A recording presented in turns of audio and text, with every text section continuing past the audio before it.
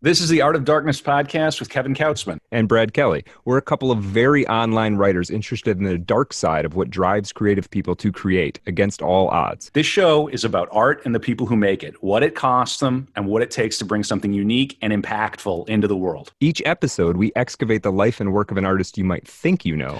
Don't worry, they're all safely dead. On every episode, we try and find out just what the hell was wrong with them and how they worked through their darkness to create something that lives on after them and continues to move culture. Find us online at artofdarkpod.com and on Twitter at artofdarkpod. All right, we've got some sponsors for the pod now. Wait, what? Every link you need for the things we talk about here is at artofdarkpod.com/sponsors. First up, books. If you're into this podcast, odds are you're probably a reader. We've got links to buy new books from bookshop.org and used books from alibris.com. And if you want to listen to your books, we recommend and use audible.com. It's great, and the catalog is huge. All right. So if you're listening to this, you are online. Maybe you're very online. You probably have a website or are thinking of starting one. Maybe you want a website like artofdarkpod.com. We built that with WordPress, which is by far the most popular way to create websites. And the single best host for serious WordPress is WP Engine. I've personally used them for over a decade now, and I don't host my websites anywhere else. Go to artofdarkpod.com/sponsors and click on the WP Engine link to learn more. Finally, the best way to support the show is at patreon.com/artofdarkpod. Get the bonus After Dark content for every episode, access to the book club, and more. Thanks for supporting Art of Darkness. And I don't think that was too painful. I think we did a pretty good job there. Yeah, that sounded good. Yeah, we appreciate it.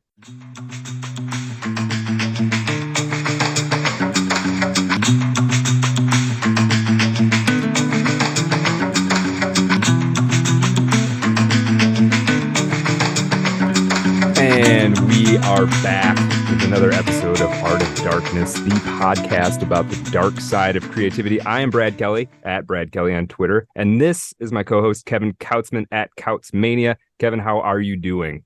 Never better. I caught the final rays of the sun here in beautiful St. Paul, Minnesota. You got to imagine me standing by the lake. The docks have been brought in. The sun is shining.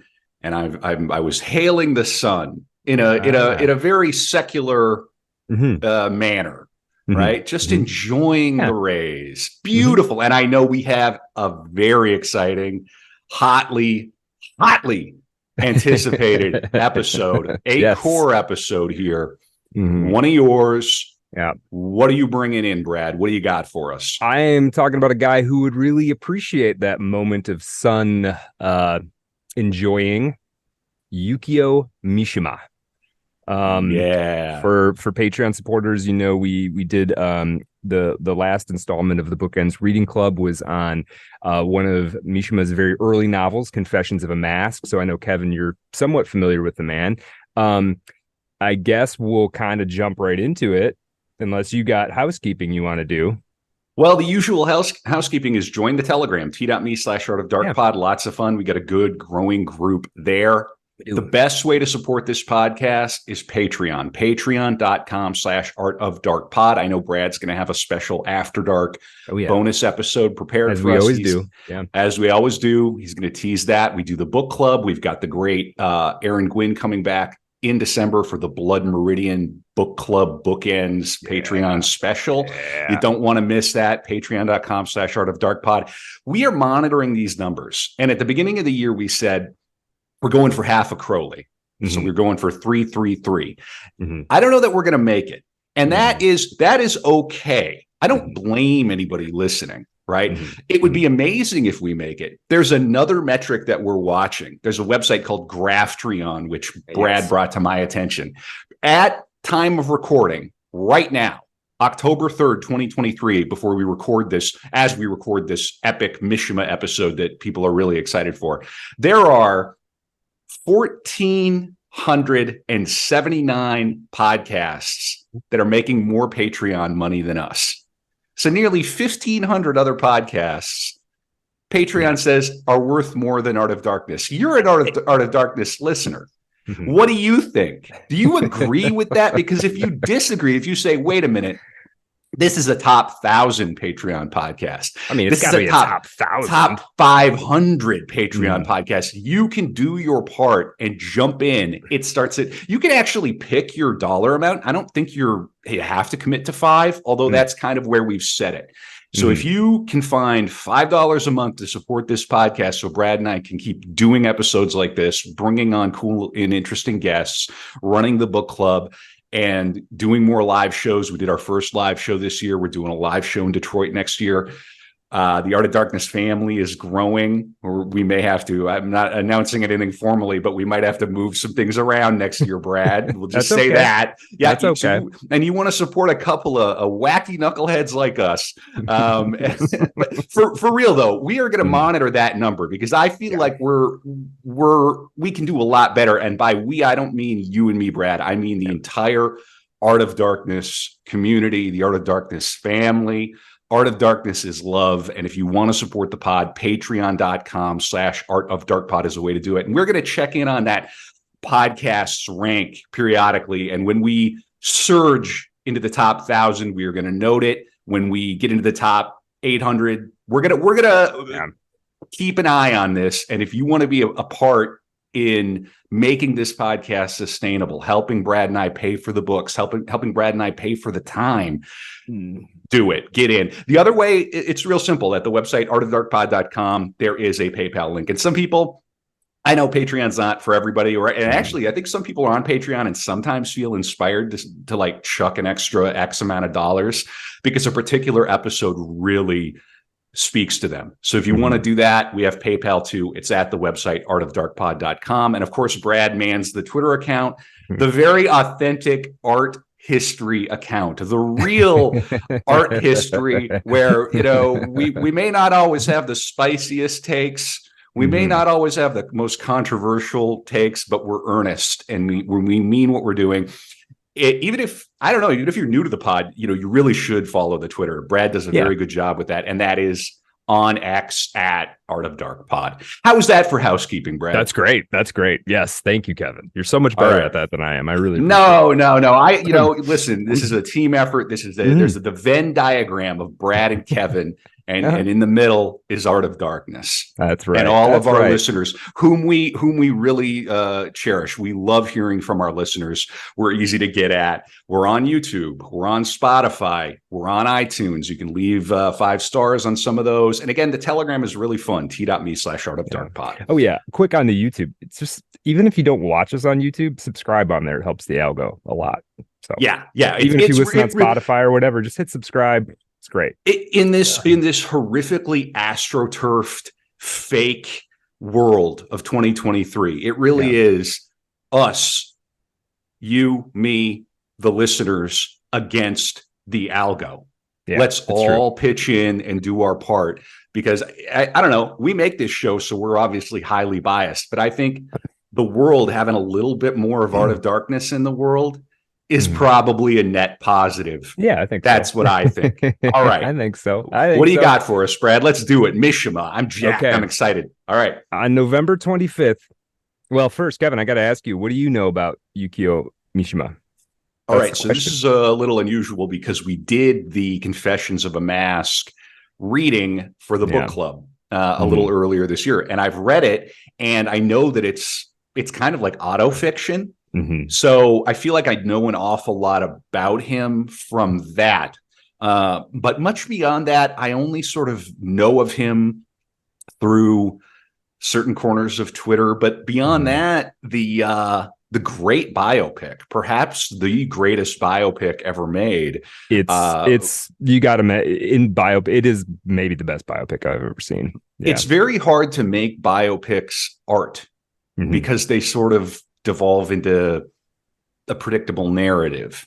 Very, very difficult to do. And that is a piece of art without question. And was that, who was involved in that? That was Paul Schrader. Paul Schrader, Philip Glass. Yeah, Philip Glass did the score. It was really Paul Schrader's baby, though, which I think for people out there, this isn't a Paul Schrader episode, though one day we will do Paul Schrader. But he's still around, still kicking, still making good films. if you're familiar with Paul, it might not make sense to people at first. Paul Schrader, Taxi Driver, making a Mishima, like, but I think as we go here, you'll actually start to understand, if you're a Paul Schrader fan, that it actually makes perfect sense that he made a Mishima biopic.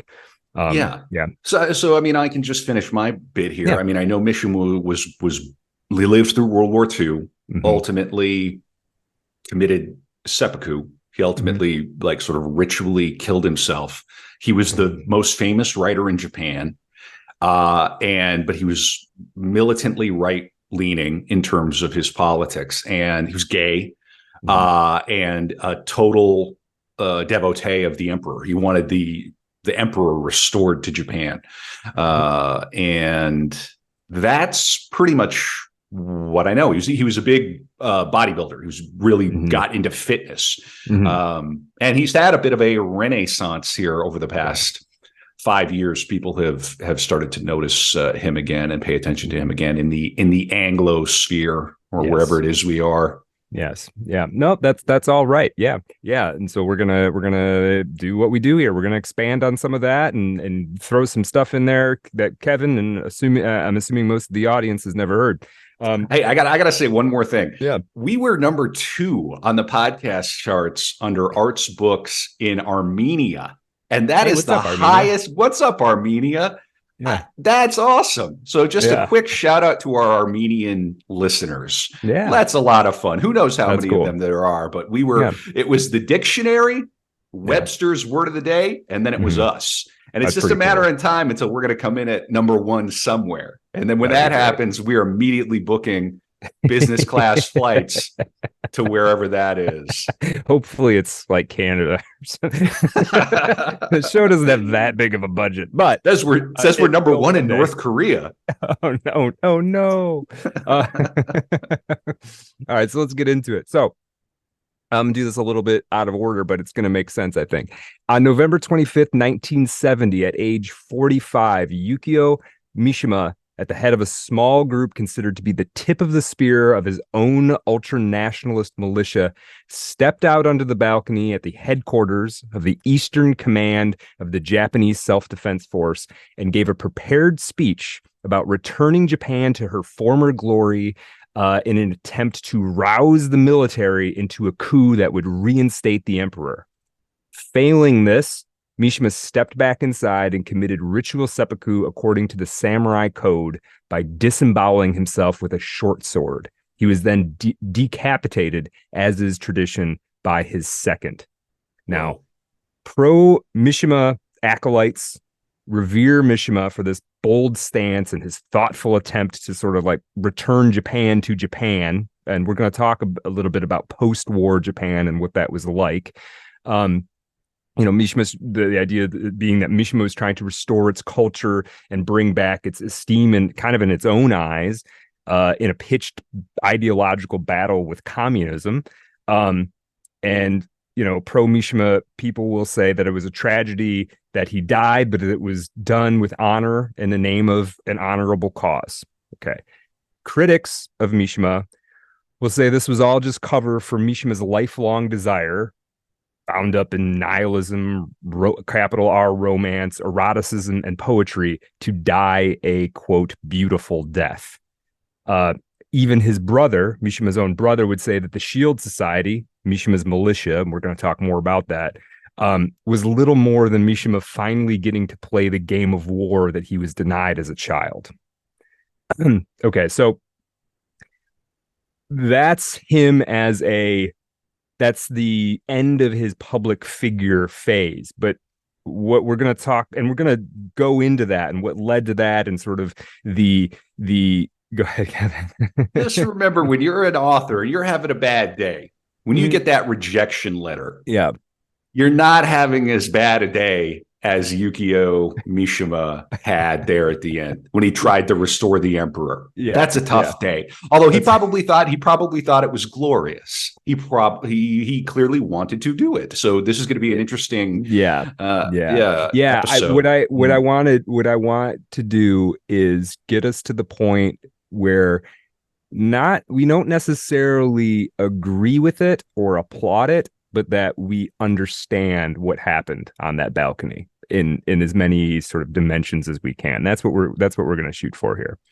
So very clearly, this is a suicide episode, but of the suicides that we're doing, this one feels different somehow. Yeah, this isn't walking into a lake or a river. Right.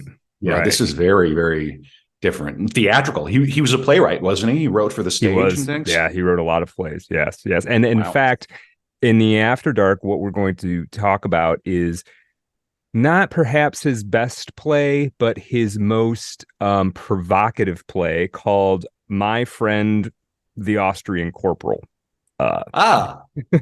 So I see. In 1968, he wrote a play called My Friend, My Friend Hitler. Corporal. Yeah, My Friend Hitler. Yeah. Okay.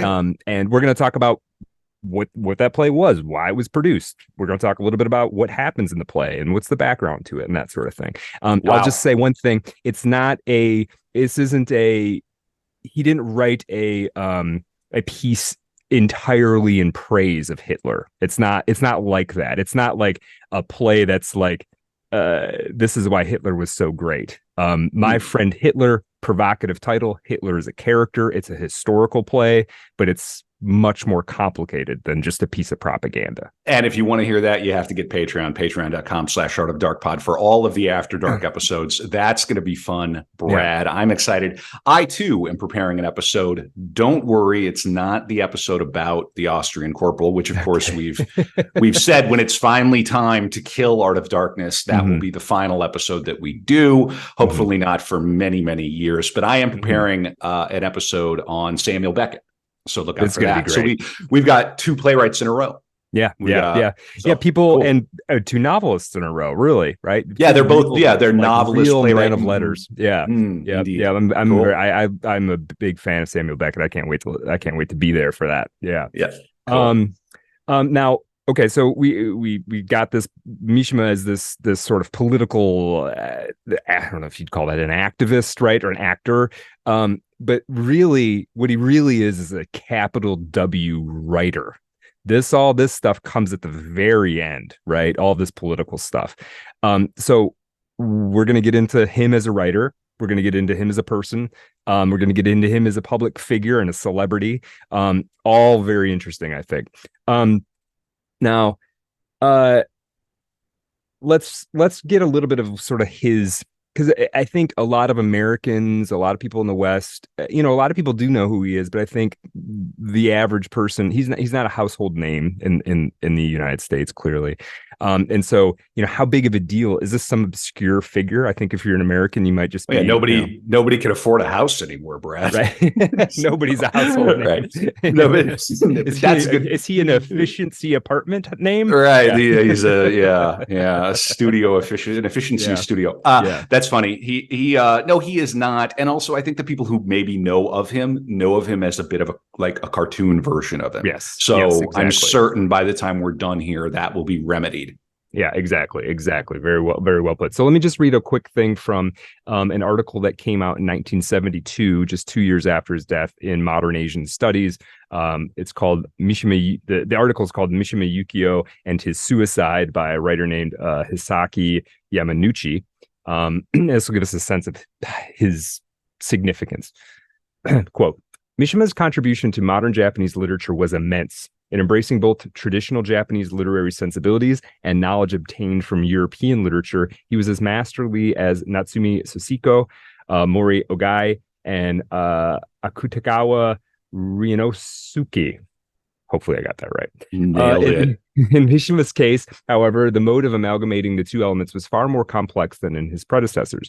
The philosophy underlying his seppuku was definitely Japanese. The last phase of his vindication of Japanese cultural identity was fanatically nationalistic. The literary past and present, or Japanese tradition, and Mishima's individual talent were superbly synthesized in his collection Modern No Plays. We'll talk about that book a little bit.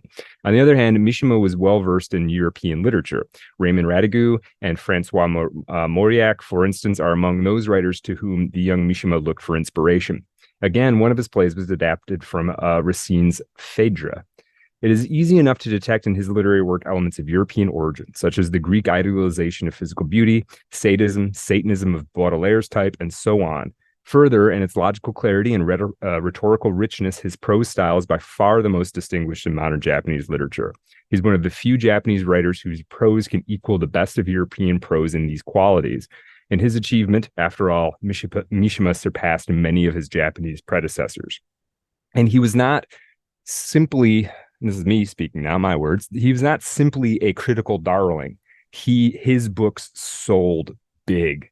On 3 separate occasions after World War II, he broke the record for most books sold in hardcover in Japan. So he broke the record, then he broke his own record, then he broke his own record. It'd be like being John Grisham or Stephen King, but also beloved by the Academy. Yeah, but also winning the Pulitzer at the same time. Right. It's kind of doesn't happen, really.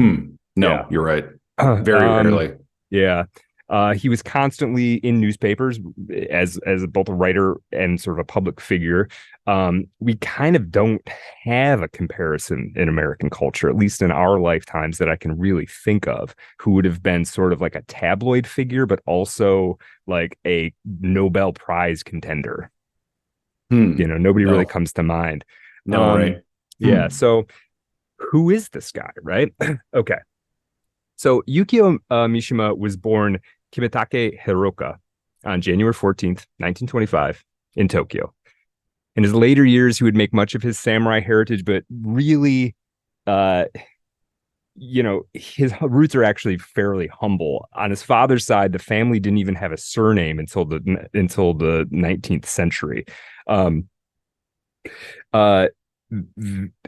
think it was his great grandfather basically started to build the family fortunes. The Hiroka fortunes rose in the Meiji era through money lending and shipment, and they owned some warehouses and that sort of thing, until Mishima's grandfather Jotaro graduated in the law program of the Imperial University and entered the Ministry of the Interior. So they really kind of bootstrapped themselves into the, maybe not quite the elite, but sort of the upper middle class. And this is in Tokyo. In Tokyo, yeah. And now eventually, sorry. They end up, by the time Mishima is born, they're in Tokyo. Eventually, his grandfather Jotaro, in 1908, became the governor of a Japanese colony on the island of Sakhalin.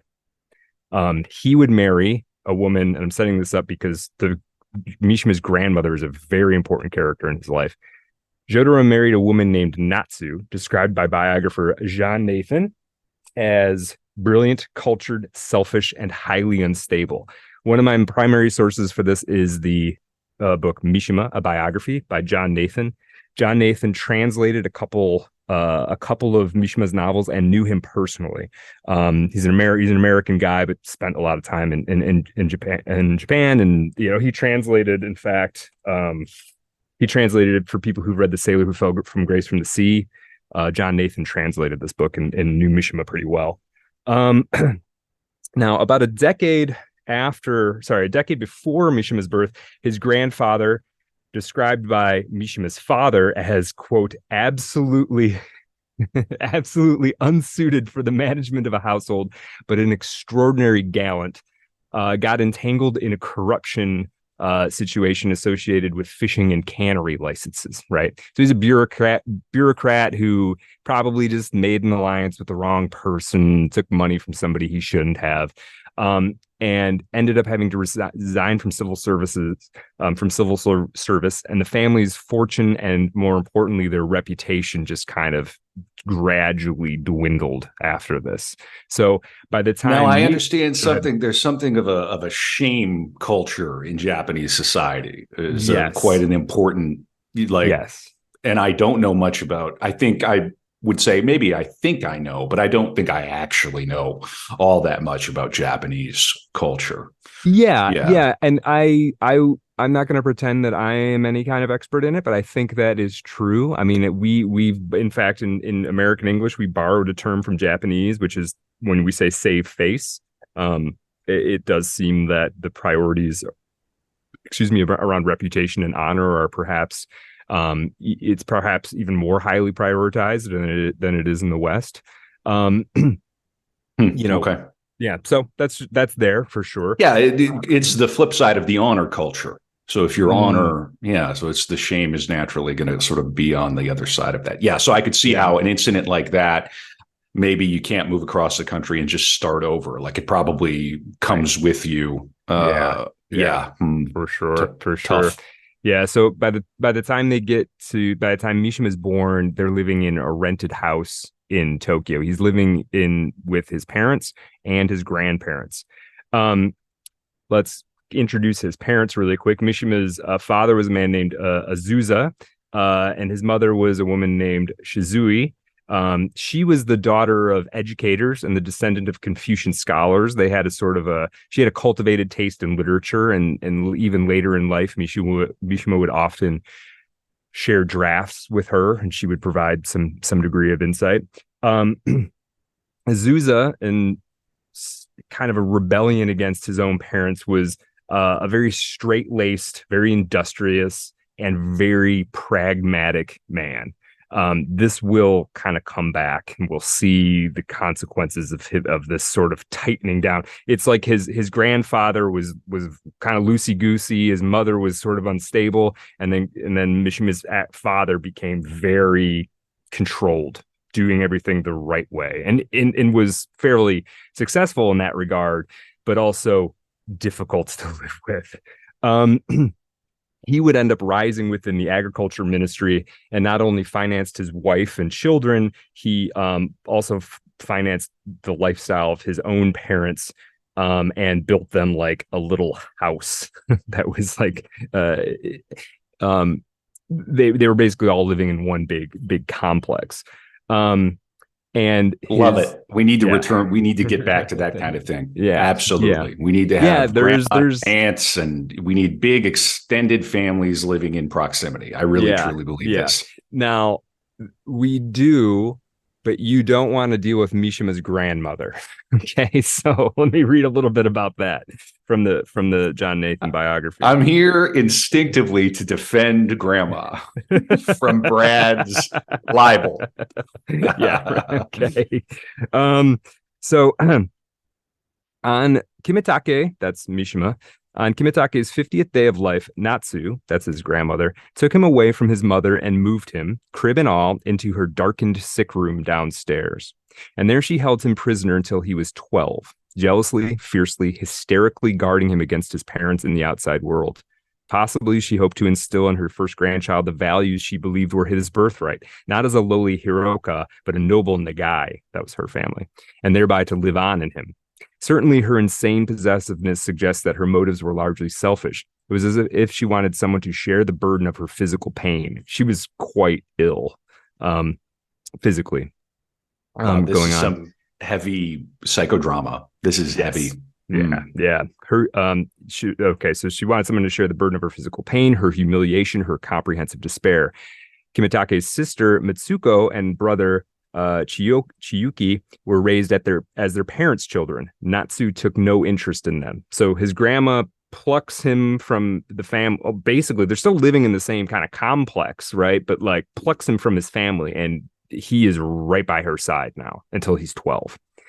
It has the quality. Something about that is like, it's almost like a horror movie. There's a vibe that's just eerie about that. And this is the thing. She was sick. Like she was in her bed all the time. He was like taking care of her constantly, even when he was, a little boy, and constantly hearing about how bad his mother was. Not great. Continuing on just a little bit. From the beginning, Natsu and his grandmother demanded and received what amounted to total control of her grandson's life. While Kimitake was nursing, she would ring a buzzer in Shizui's room every 4 hours to inform her it was time, and then would limp upstairs with the baby in her arms. According to Shizui, quote, "Mother would stand over me while Kimitake nursed, timing him on a pocket watch she always carried. When the time was up, she would snatch him away and take him back downstairs to her room. I would lie in bed wishing I could hold Kimitake and feed him to his heart's content." So, whoa. Incredibly controlling woman, right? Yikes. Yeah. So now... One of the fun things about doing this pod is always sort of like, we do cover my early life, and Yeah. we do look at that and sort of go, how does this person come to be? We don't like to psychoanalyze, but Right. We just there lay the are. facts out here. This is what Mhm. happened. And, we can, anybody How do we get from here to having your head chopped off after trying to take over perform the government. Yeah. do a coup? Yeah. Right. Right. Mm-hmm. Right. Now, as a boy, here, this is a good point to say this, kind of what I'm trying to do with the general story here. What I want you to imagine. So that moment after he tries the coup, the seppuku is you stab yourself in the stomach with a short sword, disembowel yourself, right? Incredibly intense. Whatever you think of it's an incredible moment of will, right? That's, I don't know if there's anything that takes more will than doing that.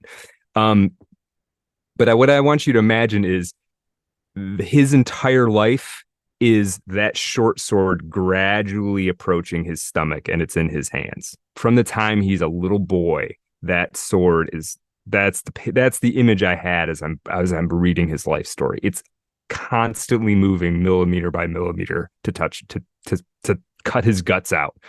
And he's the one holding it. And needless to say, when the time comes, I will gladly be your second, Brad. Okay.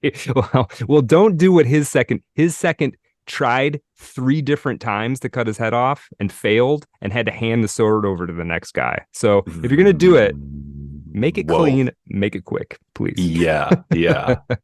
Yeah. Yikes. Now somebody, I would like to speak to your manager. Yeah, don't mess that up. Yeah, oh boy. Yeah. Okay, Could cool. you imagine? Wow. Oof. Yeah. Now, Mishima, despite his reputation later as the author of this book, Sun and Steel, this sort of ripped physical specimen, right? He was actually a sickly kid. He had a condition that is referred to as autointoxication. It's basically an autoimmune malady that allows waste products to be absorbed into the body rather than disposed of. So it's not good, obviously. When he was quite young, as described in Confessions of a Mask, his second novel, he coughed up something the color of coffee and he nearly died. And then throughout much of his childhood, he would suffer from attacks of this to varying severity, right? So there's like literally his body's trying to kill him. I don't have to guess this because I've read Confessions of a Mask, but those listening, you can about imagine he's probably not going to fit in with the other kids at school. No. Okay. No, I think fair to say, going to have some trouble. Right. Mm-hmm. Absolutely. Absolutely. Let me read a quick quote from Confessions of a Mask, because Confessions of a Mask actually does a pretty good job, and it all seems to be at least generally true to life, at least the parts about his childhood. So let me read a quote about being a sickly kid. Quote: "Ever since I had contracted a light case of tuberculosis in infancy, the doctor had forbidden me to expose myself to strong ultraviolet rays. When at the seacoast, I was never allowed to stay out in the direct rays of the sun more than 30 minutes at a time. Any violation of this rule always brought its own punishment in a swift attack of fever. I was not even allowed to take part in swimming practice at school. Consequently, I had never learned to swim. Later, this inability to swim gained new significance in connection with the persistent fascination the sea came to have for me, with those occasions on which it exercised such turbulent power over me. Not allowed to be in the sun, not allowed to learn how to swim. He later writes a book called Sun and Steel. He later writes a book called The Sailor Who Fell from Grace with the Sea, right? So these things are all in his head. This is like, there are one-to-one sort of relationships between some of this stuff. It's almost like his adult life was about taking revenge on his own childhood and on his impotence of his youth. I think that's very true. Yeah. There are worse projects for dudes. Well, for anybody. Yeah. Listen, if you had a tortured childhood, what are you going to do? You're going to complain about it? You're going to gripe about it? Or are you going to turn it into something, that's true. Yeah, that's true. And you can refer to it, you can call it pathological or something, but it's less pathological than just sort of like whimpering about it. Fading away. Right? Giving up. Mm-hmm. Yeah. Yep. Absolutely. Now, on top of this, or in addition to this, or complementary to this, he was also a very quiet kid. He was a very compliant kid. He sort of just went along with whatever grandma said, which I think was a defense mechanism. And you hear mama's boy, you don't hear grandma's boy, but there's a grandma's boy here, and there's all sorts of, I guarantee there's some literature on it. Let's just say that. Sure. Now there is this, he went along with whatever grandma said. And then, the split between his mother and his grandmother, his mother sort of fighting for possession of him, his grandmother sort of winning in that contest.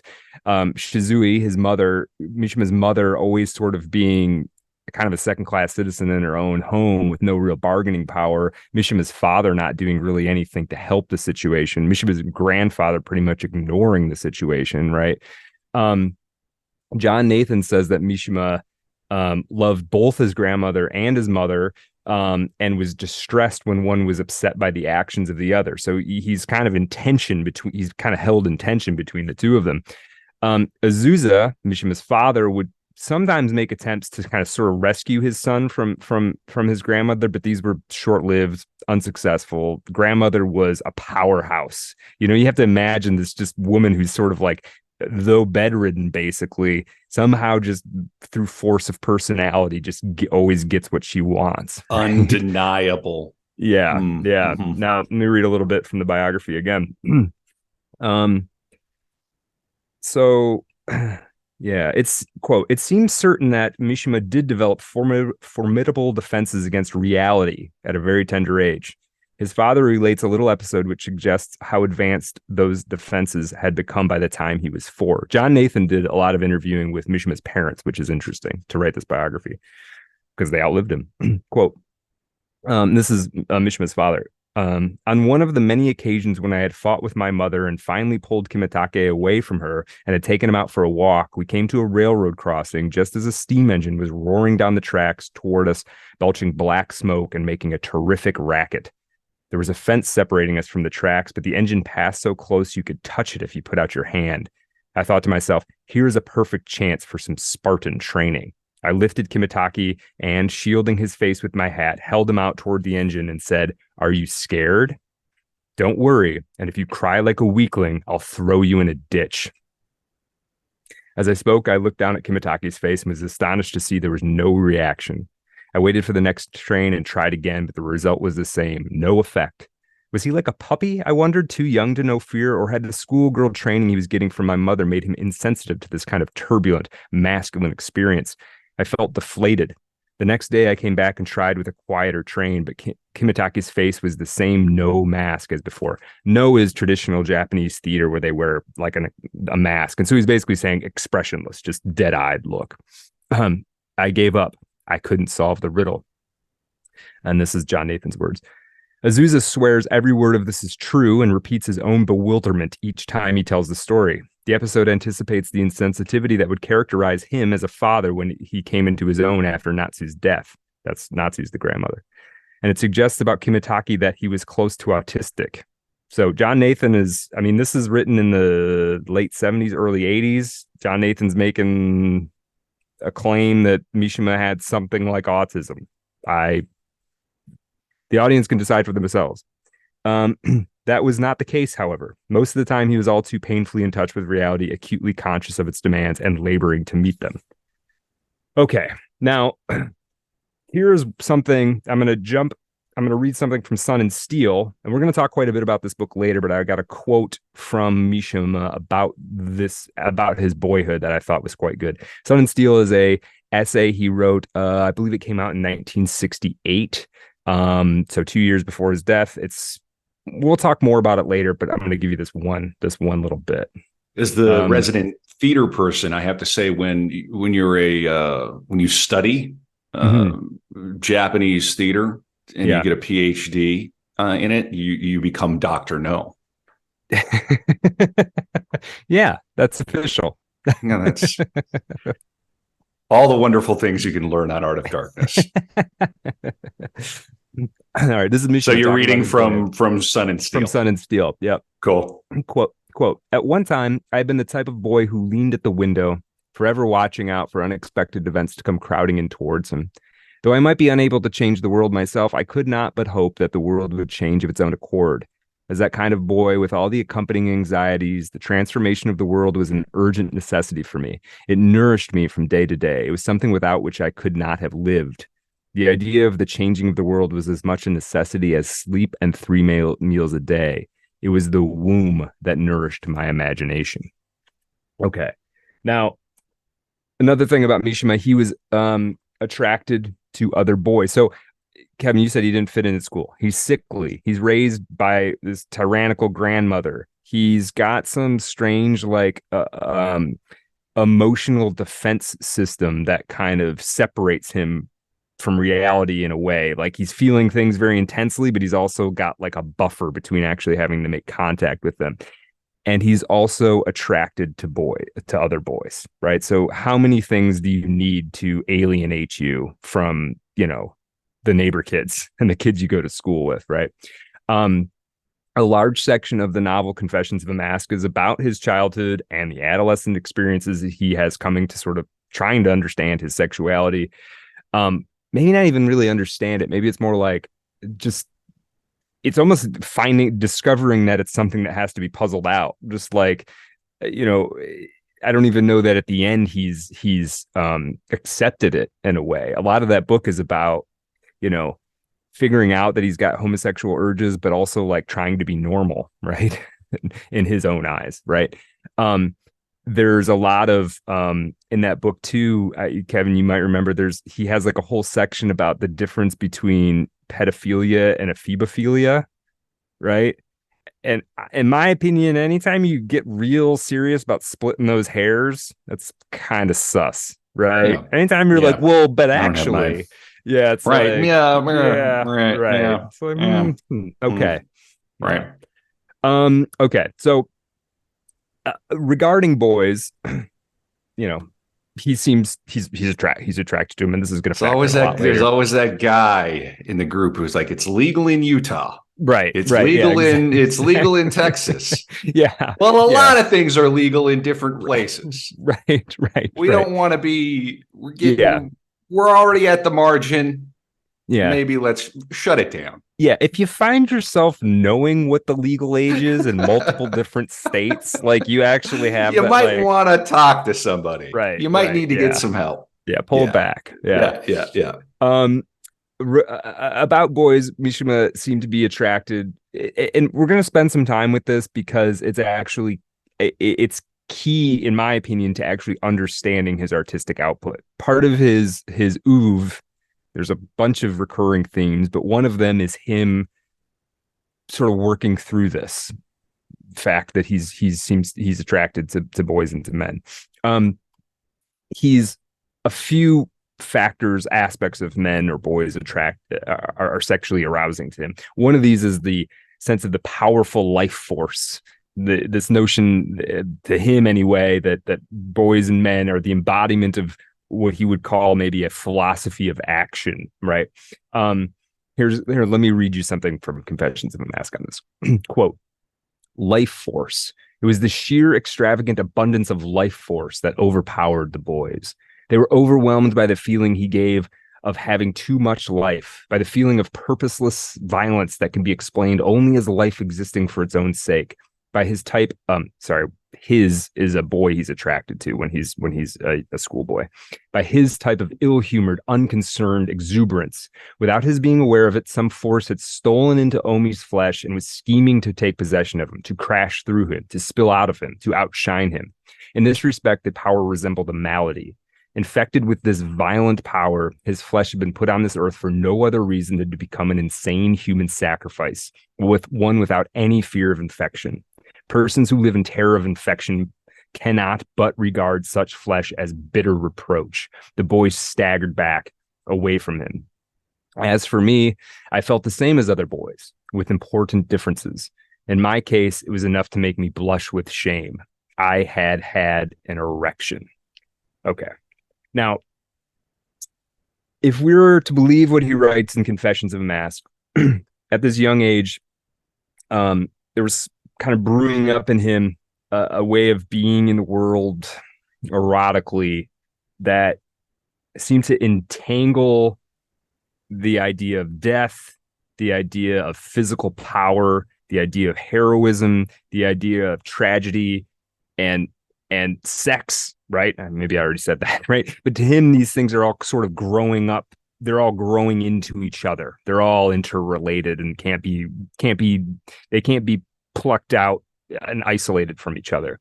One aspect of this is shown in, we mentioned the film by Paul Schrader, and this was in Confessions of a Mask too, is Mishima's erotic excitement over an image of Saint Sebastian. Saint Sebastian, the famous sort of image, he's sort of lithe and muscular, he's bound up with his hands over his head. He's shot through with arrows, right? And this is a sort of a religious, I don't know if it quite counts as an icon, but it's a famous, very famous painting. Yeah, and it would have been in the iconography of the saint through the centuries, I imagine. Yeah, absolutely. And Mishima, one of his earliest instances of sexual excitement was apparently seeing this piece of art. Now, in his later life, he recreates that image with himself. There's a photo of him, a very professionally done photo in his later life when he's in really good shape, arms over his head, pierced by arrows, right? And I think there's not only a sexual, again, like I said, it's all of these things bound together. There's also the martyrdom aspect of it, right? There's the Saint Sebastian. I'll just read a tiny little bit about Saint Sebastian so you understand all the threads of being sexually aroused by that image. According to traditional belief, Saint Sebastian was killed during the Diocletianic persecution of Christians. He was initially tied to a post or a tree and shot with arrows, though this did not kill him. He was, according to tradition, rescued and healed by Saint Irene of Rome, which became a popular subject in 17th century paintings. In all versions of the story, shortly after his recovery, he went to Diocletian to warn him about his sins, and as a result was clubbed to death. Right. So I don't know, Kevin, what was the first image? You don't have to tell me. I don't know what the first image that you can recall being sexually aroused by. But it wasn't Saint Sebastian for me. So it was probably Sigourney Weaver in Ghostbusters. Okay, fair. I am the keymaster. Okay, I get it. That makes sense to me. Yeah. I don't know if that was. Trying not to think about Sigourney Weaver in Ghostbusters. See, you can't do it. She had a good look in that movie. Yeah, good look. Yeah. She had that was the peak of her career. That period. Yeah. Now let me read a bit from Confessions of a Mask that to me speaks to all of this, but also is a very, in my opinion, very powerful piece of writing. Okay. He's at the sea coast. He gets off by himself. He's sort of in puberty, right? He's seen Omi, his somewhat older boy that he's very attracted to. We're talking about like a middle school kid, super hormonal, all that. Quote, from the offing, the waves began and came sliding in over the surface of the sea in the form of restless green swells. Groups of low rocks extended out into the sea, where their resistance to the waves sent splashes high into the air like white hands begging for help. The rocks were dipping themselves in the sea's sensation of deep abundance and seemed to be dreaming of buoys broken loose from their moorings. But in a flash, the swell had passed them by and come sliding toward the beach with unabated speed. As it drew near the beach, something awakened and rose up within its green hood. The wave grew tall, and as far as the eye could reach, revealed the razor-keen blade of the sea's enormous axe, poised and ready to strike. Suddenly, the dark blue guillotine fell, sending up a white blood splash. The body of the wave, seething and falling, pursued its severed head, and for a moment it reflected the pure blue of the sky, that same unearthly blue which is mirrored in the eyes of a person on the verge of death. During the brief instant of the waves' attack, the groups of rocks, smooth and eroded, had concealed themselves in white froth, but now, gradually emerging from the sea, they glittered in the retreating remnants of the wave. From the top of the rock where I sat watching, I could see hermit shells sidling crazily across the glittering rocks, and crabs become motionless in the glare. All at once, my feeling of solitude became mixed with memories of Omi. It was like this. My long felt attraction toward the loneliness that filled Omi's life, loneliness born of the fact that life had enslaved him, had first made me want to possess the same quality. And now that I was experiencing, in this feeling of emptiness before the sea's repletion, a loneliness that outwardly resembled his, I wanted to savor it completely through his very eyes. I would enact the double role of both Omi and myself. But in order to do so, I first had to discover some point of similarity with him, however slight. And that way I would be able to become a stand-in for Omi and consciously act exactly as though I were joyfully overflowing with that same loneliness, which was probably only unconscious in him, attaining at last to a realization of that daydream in which the pleasure I felt at the sight of Omi became the pleasure Omi himself was feeling. Ever since becoming obsessed with the picture of Saint Sebastian, I had acquired the unconscious habit of crossing my hands over my head whenever I happened to be undressing. Mine was a frail body without so much as a pale shadow of Sebastian's abundant beauty.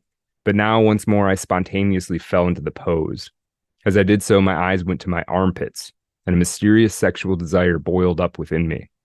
Summer had come, and with it, there in my armpits, the first sprouts of black thickets. Not the equal of Omi's, it is true, but undoubtedly there. Here then was the point of similarity with Omi that my purposes required. There's no doubt that Omi himself was involved in my sexual desire, but neither could it be denied that this desire was directed mainly toward my own armpits. Urged on by a swarming combination of circumstances, the salt breeze that made my nostrils quiver, the strong summer sun that blazed down upon me and set my shoulders and chest to smarting, the absence of human form as far as the eye could reach. For the first time in my life, I indulged in my bad habit out in the open, there beneath the blue sky. As its object, I chose my own armpits. Okay. So, not going to call this episode Yukio Mishima's Bad Habit. Yeah.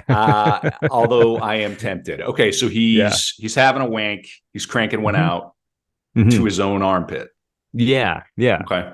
But it's because it's like it reminds him of this boy he's attracted to, the life force, the growing, there's a lot going on there. And what I find most compelling about why I like this passage so much is you don't expect the armpit turn, right? Nobody sees the armpit. Nobody expects an armpit guy. We had Fitzgerald, the foot guy. Yeah. Which maybe you go, foot guy is on the radar. Armpit guys, they aren't even memes. Right. Yeah. We're all just somebody sort of like, somebody get on an armpit guy meme for us. Yeah. But leading up to it, there's the beautiful describing the sea in these terms, mingling the sexuality and the eroticism and the violence all together. Like, to me, it's an exquisite piece of writing. And then it falls into this very strange, like, you do not see the direction that it's going.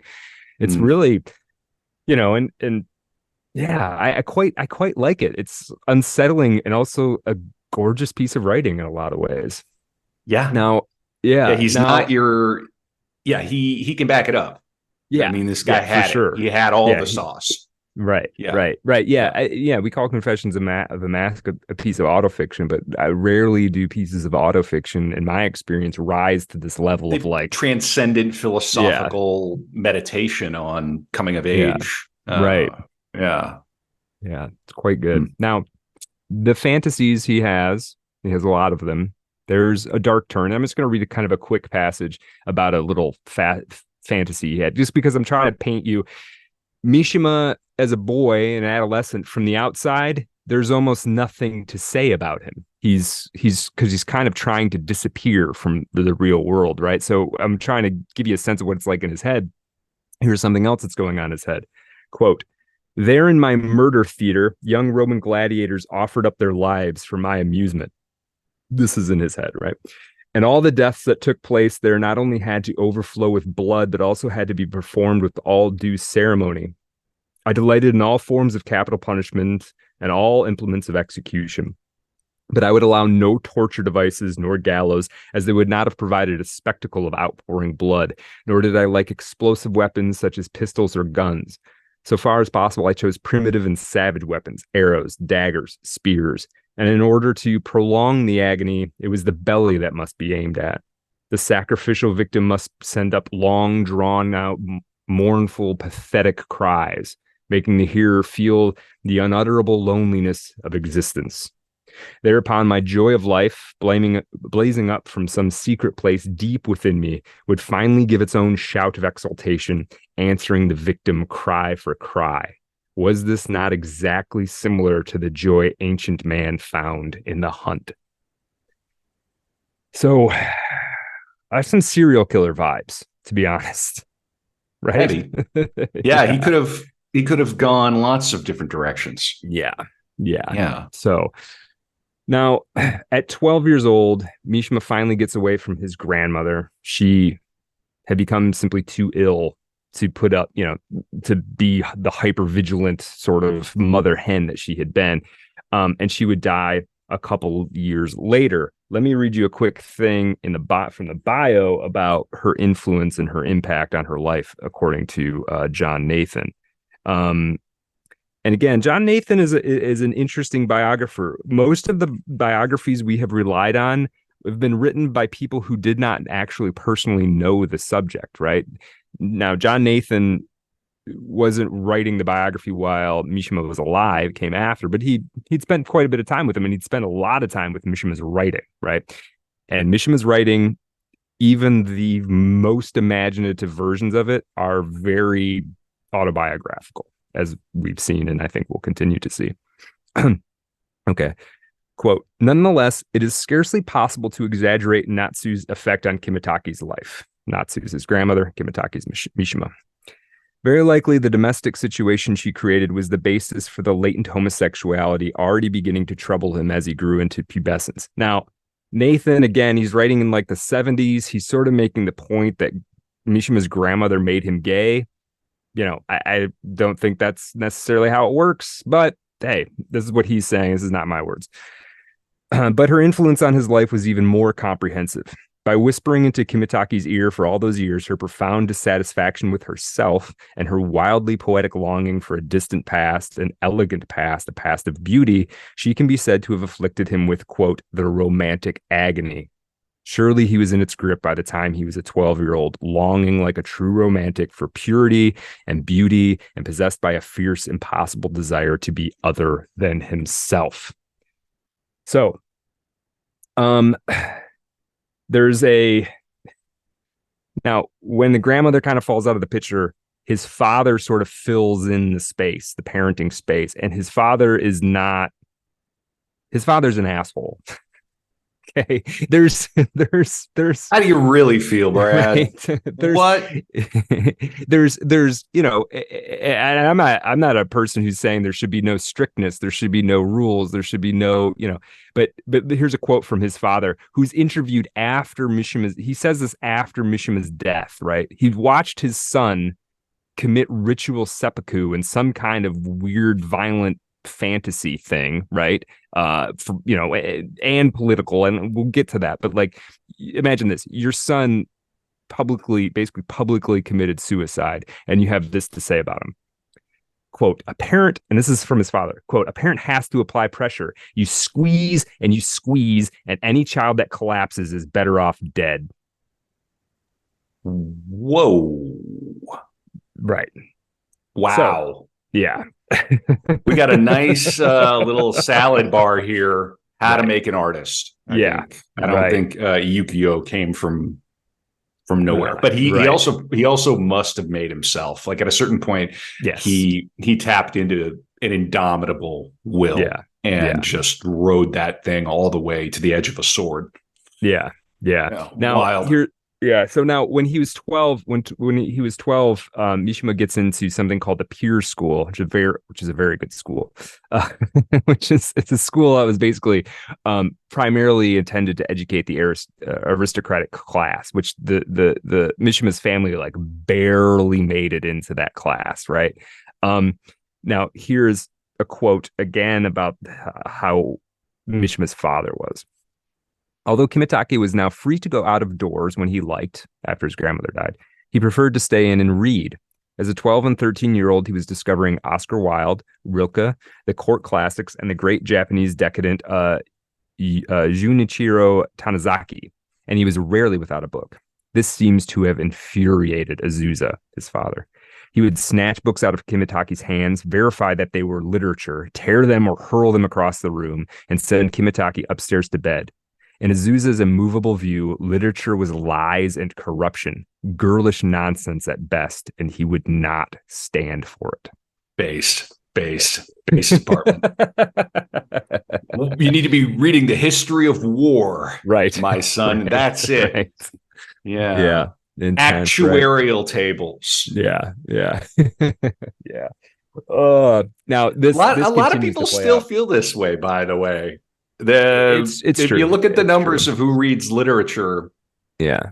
it leans heavily toward the ladies. And there are a lot of guys, you'll meet them and they go, I don't read fiction. Right. Yeah, they do think it's like nonsense or something. Yeah. I mean, hopefully that's part of what Art of Darkness can do in our small way is like pull back on that a little bit, right? Absolutely. And you can guess what, fellas? You can read Mishima and Proust and Hemingway and also read military history. Yeah. You can read all of it. Yeah. You can do both. Mm-hmm. Yeah. Absolutely. They probably inform each other. They 100% do. And there is some macho stuff out there. You can just read all macho stuff fiction if you want. You really can, right? You really can. You can be macho maxing. Yeah. But you should also read Madame Bovary because it's a freaking banger. Yeah. So good. Yeah. So anyway. Yeah. We don't need to preach to the choir about by reading. the way, and ladies, you can read military history too. Why not? Yeah. Nobody's stopping you. We are reading maxers on Art of Darkness. We 100%. Are literature respecters, and I am coming to your side, Brad, as it comes to Dad. Although when you think about what they lived through and everything, I mean, there's a lot going on. Yeah. The what I don't like about what I think most sort of frustrates me about him is this overcorrection thing. It's like, first of all, you weren't willing to stand up. His father wasn't willing to stand up to his own mother to like get Mishima out of the clutches of this grandmother. And then he's going to like act like he's going to be all hard-assed about everything. It's like, why don't you stand up for the kid at some point? Right? You can be tough later. You can push him a little bit later. But like when it really counted, you just whimpered and pretended like you didn't have anything to say about it. That's the part that I don't like. It's sort of like, anyway, getting pissed off at a man who's been dead for 60 years. Right. And rest in peace. Rest in peace. So we have to remember too, these are real people that we're talking about. Yeah, so 100%. You know, when we're inclined to indict somebody, we are just two guys who read books. So we do our best. That's true. We do our best. That's a good point. Now, the one sort of the other side of this is while Mishima was in the peer school, his father was mostly gone on business. So for a number of years, Mishima would only see him for a couple of days a month, which was probably at least helped to kind of balance this stuff out. As soon as Mishima shows up at the peer school, his talent for writing is immediately obvious to all of the teachers, right? It's like it seems like he comes out basically fully formed writer, which is very interesting. He's publishing poems at 13, 14, and then short stories in the school's literary journal. Again, good school. This is maybe the best school in the country, probably is the best school in the country. A lot of his early poetry already shows the themes that he will work on throughout the rest of his life. Let me read you I'm going to read you a poem from when he was 12 years old. I did not expect we'd be getting some poetry read on the pod. I always enjoy when we have a little bit of poesy. Yeah, it's good. It's not bad. It's good. Yeah. And if you're ever thinking of becoming a writer, and I'm talking to anybody out here listening in podcast land, poetry is a great place to start. It really is. You could write an all-time great poem. And if you don't try, you never know if you have it in you. Yeah. And you can learn a lot of the very granular level stuff about writing and writing poetry too. Yeah. And if you're the kind of person who feels like you've got something to express, but maybe you don't have enough time, bills are grinding you down, family's grinding you down, you got too many, it is a great little form to. Yeah. 100%. Okay, this is a poem from when Mishima was 12 years old. It's called Echo. Quote, people say this cave leads to hell, into this finely, darkly excised devil's mouth. No one has entered. It is a cave which guards an eternal riddle and mystery. Yet I stood before that insistent cave and called out in gentle words of love. But the answering echo was not my present voice. It was the innocent voice of years gone by. Okay, that's Mishima at 12. Here's a poem he wrote at 15 years old. Quote, your hand trembles in mine like a frightened pigeon. I fear your pink beak will peck my youth, the only fruit. Morning, the forest shadows on this side of the forest. The fountain gushes and quickly subsides. You know, that's in translation, so who knows? Strong little poem. I think it's pretty good, actually. Yeah. I quite that like was it. moving. Yeah. So 15? 15 years old, right? Sophisticated, right? Darkness and light and tenderness and he's figuring out how to package a lot of different themes into a small space. It's pretty good, I think. He quickly starts to form literary relationships with people that are older than him, right? Because he's clearly gifted. But it's interesting. Yeah, because that's always legal. Right. Right. Yeah. Yeah. We don't have to worry about literary age gaps. No. Yeah. If you got a mentor 10 years older than you, that's a good thing. There's he has this trend though. So he's like a young man and he starts meeting these older writers, a little bit older writers. But once he realizes that they're mediocre, he will basically cut them off. So he's like 15 and he's got like a friend who's like 19. And then like a couple of years later, he's like, he kind of realizes that guy's not that talented and that's it. They're done. Ooh. Yeah. Yeah. So now one of these guys he came to befriend was a guy named Fumihiko Azuma, who was dying of tuberculosis. He would eventually die in 1943. He was very talented in Mishima's eyes, and he was not mediocre, but still young, and so he didn't really have a major body of work. I think he was 22 in 1940. No, he would have been a little bit, something like 22 or 23 when he died. Years later, Mishima, before his suicide, would get a publisher to put out a book of Azuma's work, right? And he would write the introduction. This is one of the last things, non-political things that Mishima did, was this tribute to his friend from basically his boyhood. By the age of 16, Mishima's writing drew the attention of a man named Yumio Shimizu, who was involved in the academic/literary journal Bunge Bunka, Art and Culture in English. And Mishima was asked to serialize his work in it. And this was actually the first time they'd ever solicited fiction. So this is a fairly reasonably well-known literary journal soliciting a 16-year-old kid to serialize his fiction in their journal, right? That's pretty impressive. Even if it wasn't a good literary journal, that's pretty impressive. And it was at this time. It doesn't even matter what age he is. If it's the first time they're soliciting fiction from somebody. Yeah, it's a big deal. Yeah. A big deal. Yeah, for sure. This is when Mishima got his pen name because he didn't want his father to find out that he was writing. The legend is that they took the word Mishima from Mishima Station in Tokyo, which Shimizu, his mentor, and other people on the board of this journal passed through on their way to the editorial meeting. The name Yukio came from Yuki, the Japanese word for snow, because of the snow they saw on Mount Fuji on the train as they passed. It also, Yukio Mishima would later say he liked the sound of the name of the name of the poet Sachio Ito, like he liked that rhythm, and so he wanted to try to match that. There is apparently a way, and I did take 4 years of Japanese in high school, but I remember almost none of it. You took 4 years of Japanese. Yeah. Wow. Yeah. I didn't know that. Yeah. I didn't know you're a weeb.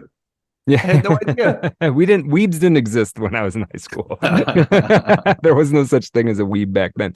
I have ended up on the Japanese like public transportation websites. Oh, okay. And yeah, it's just so pleasant. I'm just looking at the design, and Yeah. it translates into English, and I guarantee these are running on time. Oh yeah. Absolutely. Absolutely. Yeah. Apparently there's a way of reading if you put slightly different emphasis on different syllables in the name of Yukio Mishima. There's a way to read it that it's something like um the devil tail, twice the devil tail, something something. And Yukio Mishima later on in life would tell this to people and have a laugh about it. He liked this idea that there's like a demon hidden in his name. Now the story that the work of fiction that he was, this Bunge Bunka solicited from him, was called A Forest in Full Flower. It's basically a novella. Let me read a little bit about that from the biography. It sounds actually, I didn't read this. I didn't read A Forest in Full Flower. Mishima, despite dying at 45, has a huge oof. It's like, it's dozens of novels, dozens of plays. There's no way. I would be surprised if anybody has read all of it, to be honest. And a lot of it's not even translated into English. So anyway, let me read a little bit about this A Forest in Flower. A Forest in Flower was a tour de force, dazzlingly accomplished for all its determined precociousness and elaborate artificiality. Moreover, it was quintessential Mishima. A lyric exposition of longing penetrated very nearly to the heart of the anxious, erotic romanticism which Mishima had first expressed 3 years earlier in a story he wrote called Sorel. This is a quote from 16-year-old Mishima. His book, his story, A Forest in Full Flower. Quote, I know where my longing resides. Longing is like a river. No part of the river is the river, for a river flows. The river yesterday is no longer the river today, yet the river is there eternally. We can beckon but cannot describe it. My longing is much this way, and the longing of my ancestors. In the family's past are both samurai and court nobles. When we set out for either homeland, a beautiful river winds in and out of sight along our way to ensure the peerless elegance of our journey. Ah, that river. I understand it. It is an unspoken pact between my grandfathers and myself. In places, this longing lurks just out of sight, but it is not dead. And roses on an old hedge still live today. In my grandmother and mother, the river flowed underground. In my father, it became a murmuring brook. In me, how can it become other than a swollen, mighty river, like a song of blessing by the gods? Okay, let me read a little bit more. This is John Nathan's words. In Mishima's romanticism, longing is equated with nothing less than the life force itself, and thus becomes central to existence. Longing creates or leads to beauty, whose essence is ecstasy, in this case, religious ecstasy. Finally, the ecstasy sought results in death. By the time he wrote A Forest in Full Flower, Mishima was well on his way to evolving an aesthetic formula in which beauty, ecstasy, and death were equivalent and together stood for his personal holy grail. So, do you ever yearn, Jerry? I yearn. Sometimes I just sit and I yearn. Mm-hmm. Mm-hmm. Mishima's a yearner. Mishima was a yearner. Yeah. Now, I that's why I wanted to spend some time on that story. He's 16 years old and he's already evolving pretty sophisticated themes that he's going to be sorting through for the rest of his life. This is the thing about Mishima's books. For how much of it there is a regular return to many of the same themes. Beauty, ecstasy, and death are in his final tetralogy as much as they are in A Forest in Full Flower. He's evolving. It's becoming more sophisticated. He's exploring different sort of aspects of them, but this is his milieu that he's always going to be dealing with in different contexts. Now, the serialization of A Forest in Full Flower was over 4 issues of Bunge Bunka and was incredibly well received. Despite the name change, though, his father found out about it. So let me give you a little bit about that. A letter from his father to Mishima. This is a bit of a champagne problem. And Dad, I'm being Right. published in this major literary journal. I'm not Right. yet Right. 18. Yeah. Sure, Exactly. Mm. Yeah. Now, But go ahead. but Dad, I qualified for the Olympics. Right. Right. Yeah. I don't want you doing judo. Right. You should be an accountant. Yeah. Now, here is first. Let me first give you Mishima writing to a friend of his about his father, and that'll set up the bit we're going to read from his father. Quote, where my writing is concerned, my father is the embodiment of every imaginable handicap and obstacle.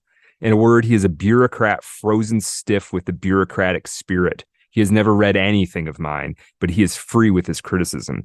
He says the practice of literature befits only the people of a degenerate nation. As you can imagine, magazine serialization, book reviews, private editions, etc., are not subjects which can be mentioned in my father's hearing. He harps on one string only. Nazis, Nazis, Nazis. His dad loved the Nazis. Oh, yeah. So, okay. All right. Even now, after the war and everything? Well, I don't know.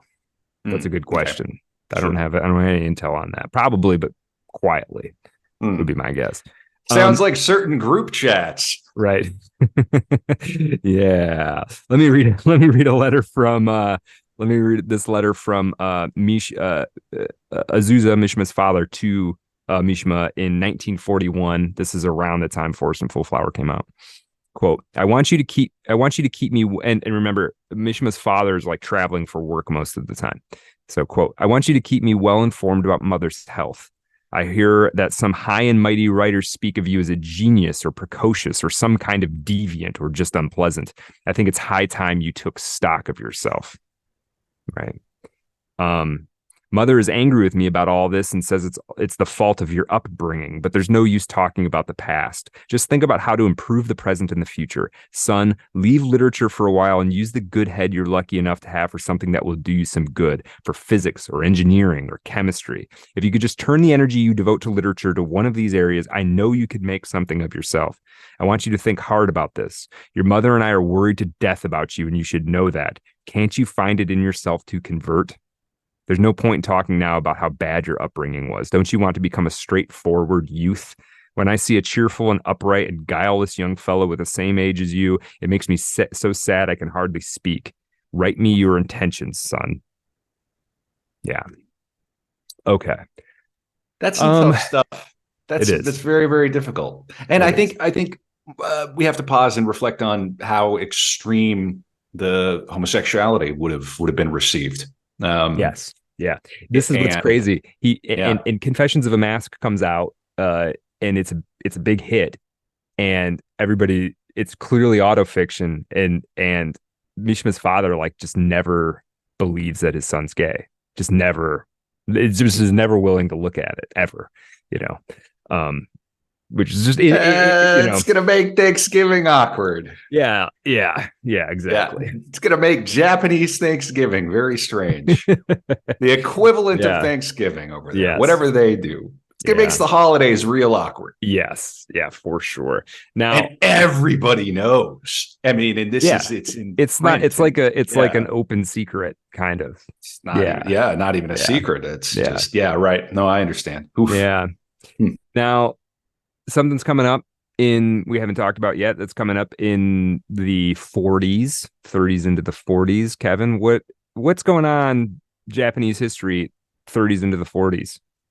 Well, the American imperialist aggressors are poking to bear and that's right. creating the sort of an inevitable war. Yes. So I should know more about this period of history from the Japanese perspective. Yeah, there was a lot more going on too. I mean, you have the Soviet Union on one side. Obviously, they have sort of geopolitically, they're protected by the ocean, but there's a lot more going on. Yeah. We'll talk about it just a little bit, enough to give, we're not going to turn this into a World War II episode, but enough. There is some necessary context here for sure. When the bombs fall on Hiroshima and Nagasaki, Mishima was 20 years old, right? Young man. Yeah. Now let's give a little context here about the war itself, and then we're going to kind of place Mishima in it. the Empire of Japan had been, since World War I, the Empire of Japan had been expanding its territory pretty aggressively. Notable instances are, and let me pause here for a second. This is basically Wikipedia history of World War II. I don't necessarily understand all of the nuances. I'm not even here to make any judgments about what the Japanese were or weren't doing. Just trying to give pretty much a high school American history level perspective on Japan in World War II. Okay, so I apologize for anybody, if I get some of this wrong. We're this is 100% not a war pod. Yeah, we'll try to give enough so that people can grok what's happening. Yeah, you sort of know what the basic shades are. So, the Empire of Japan had been expanding its empire. 1931, it had conquered Manchuria and northeast China. In 1933, it took a region called Jehul. There were power moves in Inner Mongolia. In 1937, this broke out in a dispute between Japanese and Chinese troops in Peking, which basically popped off into a full-scale war. This is the beginning of World War II in Asia. The Chinese invaded. 1940, Japan invades French Indochina, and in September of that year signs the tripartite pact with Germany and Italy. People probably know a little bit about this. It's a fairly loose defensive agreement that kind of held the Axis together in World War II. The level of cooperation with each other was fairly limited, to my understanding. It was mostly a like, hey, we're doing our thing over here, and we know you're doing your thing over there. Let's just make sure we're not stepping on each other's toes while we're doing our things, kind of. A year after the signing of the Tripartite Pact, Japan attacks Pearl Harbor, following months of negotiations with the U.S. about the future of the Pacific and about U.S.'s aid to China, the U.S.'s sanctions against Japan, etc. The strike on Pearl Harbor was partly, at least, in the interest of oil, as the U.S. had an embargo on oil and Japan intended to acquire resources in the Dutch East Indies. Now, for the next 4 years after the attack on Pearl Harbor, Japan was, this is the Pacific theater of World War II. Japan was in a pitched battle against the Soviet Union, the Chinese, and the Americans.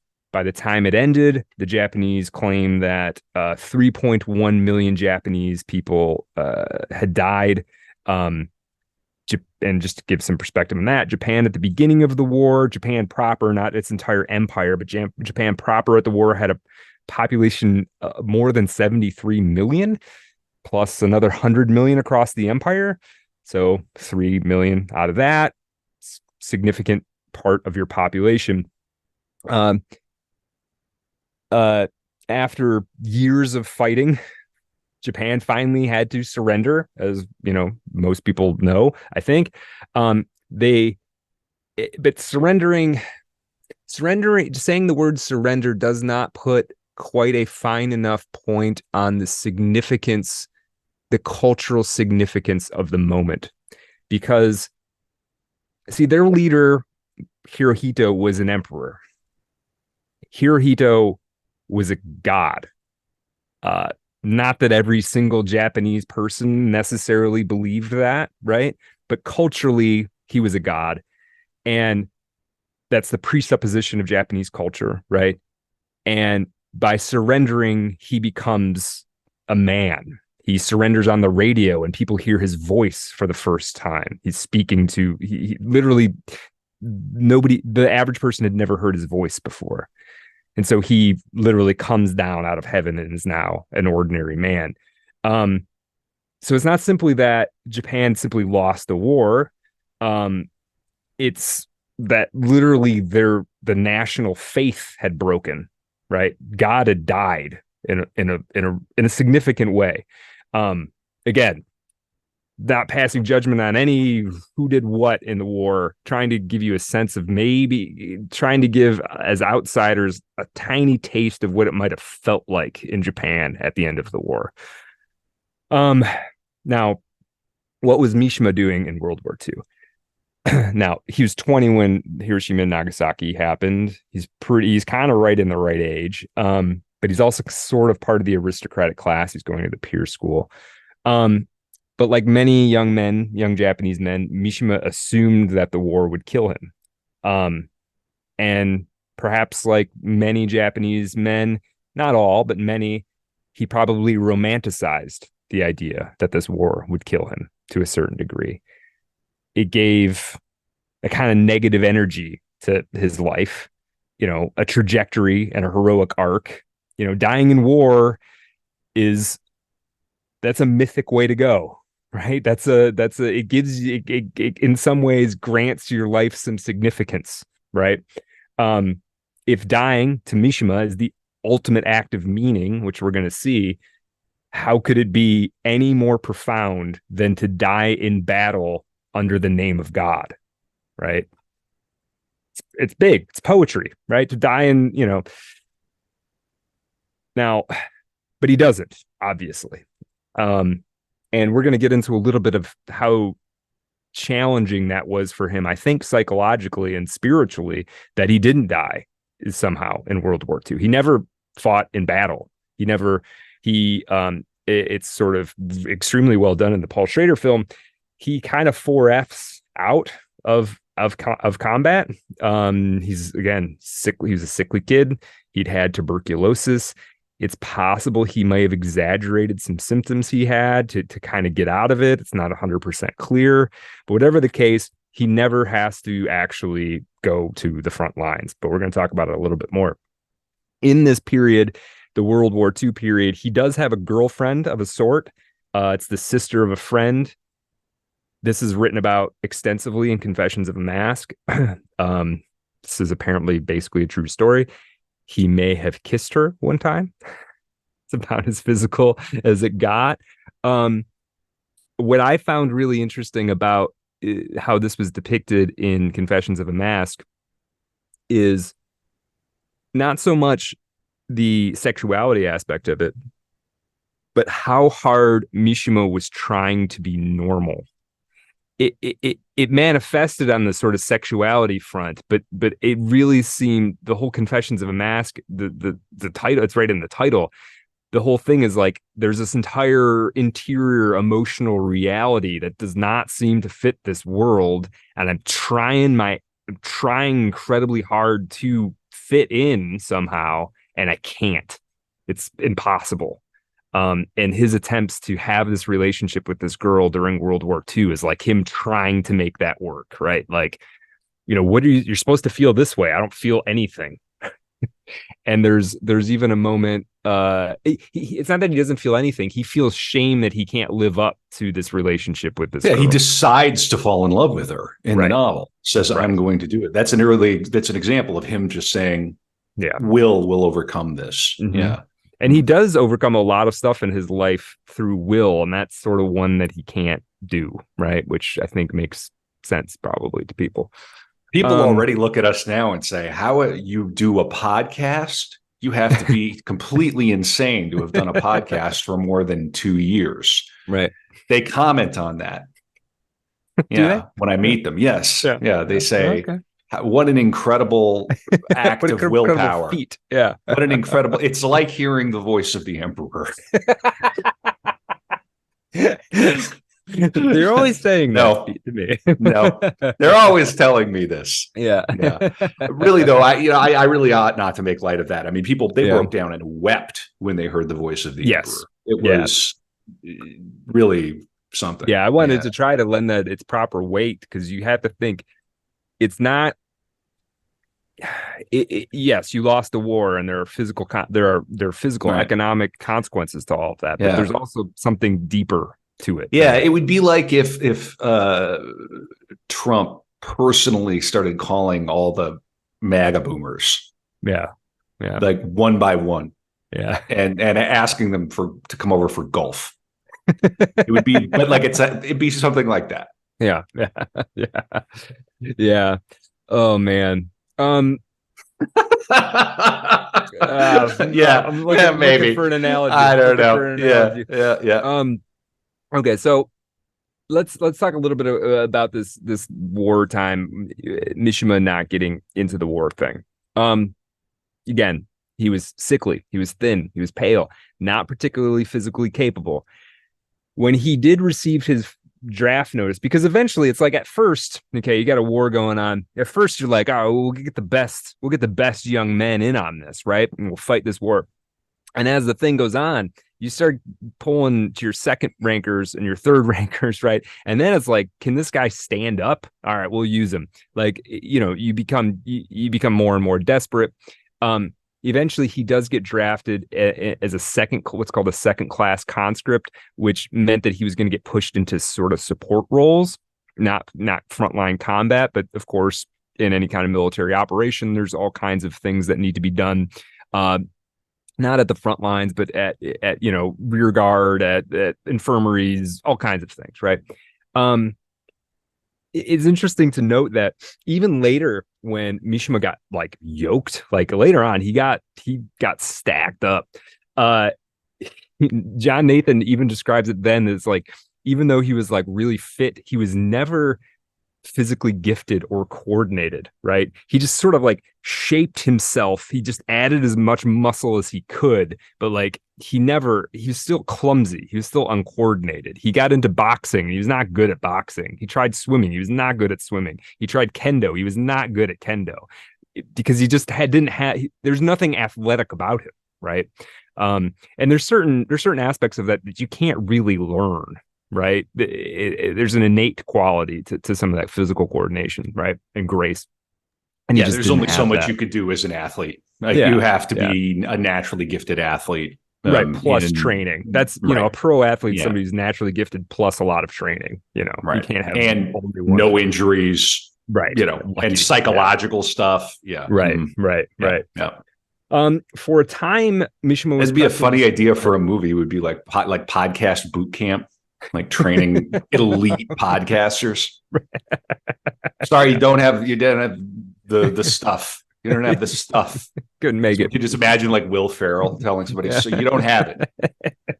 Yeah, it starts with just like it starts with like tongue twisters, Mm-hmm. There's like right.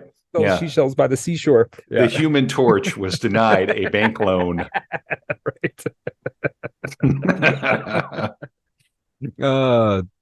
So Mishima does get pressed into service, working in a factory producing airplanes for a little while.